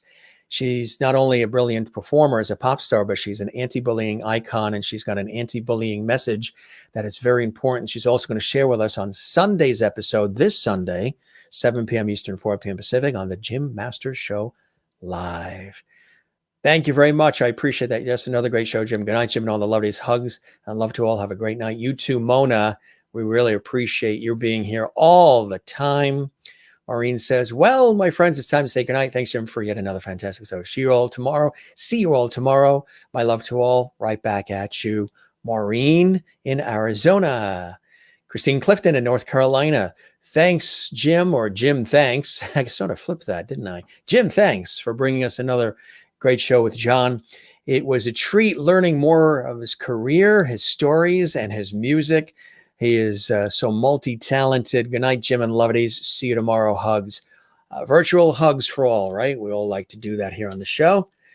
Since we can't do it in person, hopefully one day we will. Hey, we are working on the Lovely Cruise. I know you guys are really excited about the Lovely Cruise. We're putting the early details together with the travel agency who are friends of mine. So I'll keep you posted on that. We're hoping to do that in 2022. The Jim Master Show Live Lovely Cruise. We'll keep you posted on it, and very excited about it. And again, we're getting closer and closer to having some of that merchandise I know you guys want. Cups, mugs, hats, shirts, all kinds of cool things. Lots of levity. We want to do it right, so we've been working on it, and it's coming soon. Kathleen says, another great show, Jim. Many thanks to John, and of course you. Thank you, Kathleen, for watching. Love it, love it, love it. As well, have a great night. Stay safe. Lovely hugs. Good night, all. You as well. Gary in Iowa. Good night, Jim, and all lovelies. You too, Gary. Always a pleasure when you are here. And you ordered the Byrne Brothers CD last night. I'm sure they're going to be very, very happy about that.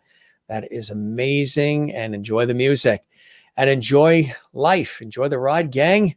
We love having you guys here. And of course, as we always say on the Jim Masters Show Live, you know how we wrap, right?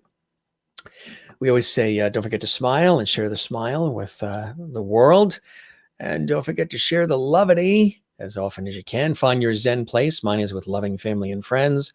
And of course, music and writing and tennis and cycling and the ocean, swimming, surfing, boogie boarding, walking, sailing it, floating in it, walking it, sunrise and sunset. We live here along the coast in the northeastern United States. We're blessed to have the ocean right here. And of course, my work in television and radio and multimedia all these years brings me great joy and blessing as well. So that's another area of life that is very Zen. As Jen says, Jen is Zen, Jim is Zen as well. Don't forget to join us on the Entertainment Lifestyle Talk Show series, the Jim Master Show Live. Entertainment Lifestyle Talk Show series, 7 p.m. Eastern, 4 p.m. Pacific. Sometimes we also do it. We adjust the time based on the guest's availability or the time zone where they are. So sometimes if they're overseas, we'll do the show earlier on the weekend. Usually there'll be a weekend where we move the time around a little bit. Usually during the weekdays, it's 7 p.m. Eastern, 4 p.m. Pacific. But sometimes we alter it to meet the needs of where the guest happens to be located. If it's 7 o'clock night here in Eastern, but it's like midnight or 1 a.m. for the guest, we'll do our show earlier in the day to accommodate the guests so their family and friends and fans can watch live and comment live as well. We're always very flexible here at the Jim Masters Show Live, and we always try to be that way with everybody. Don't forget as well to relax, to breathe. You got a weekend coming up. Relax and love one another. And don't forget to love yourself, reminding you that you are of great value and worth and should always be invited to the table. You're always invited here on the Jim Masters Show Live, regardless of what we talk about or what the entertainment is, or even if we do just a host chat show, viewer host chat show like we did on Valentine's Day, which is a really great show. We've got another cool show coming up on St. Patrick's Day, March 17th, which is on the Wednesday. Be sure and join us for that. For all of us here, all your friends at the Jim Masters Show Live, all of the cast of characters, yours truly, we toast all of you, the viewers, the lovelies, for joining us as well. Have a great rest of your day, your evening, your morning, your afternoon, whatever time of day it is you're watching this. And we will be here tomorrow, 7 p.m. Eastern, 4 p.m. Pacific, for more light love, levity, joviality, jovialness, joy, blessing, inspiration, whatever you want to call it. We have a lot of it here on the Jim Masters Show Live. And with that, I'll say goodnight. This is your host, Jim Masters, thanking you for your time this time. Till next time, we'll see you tomorrow on the Jim Masters Show Live. Good night.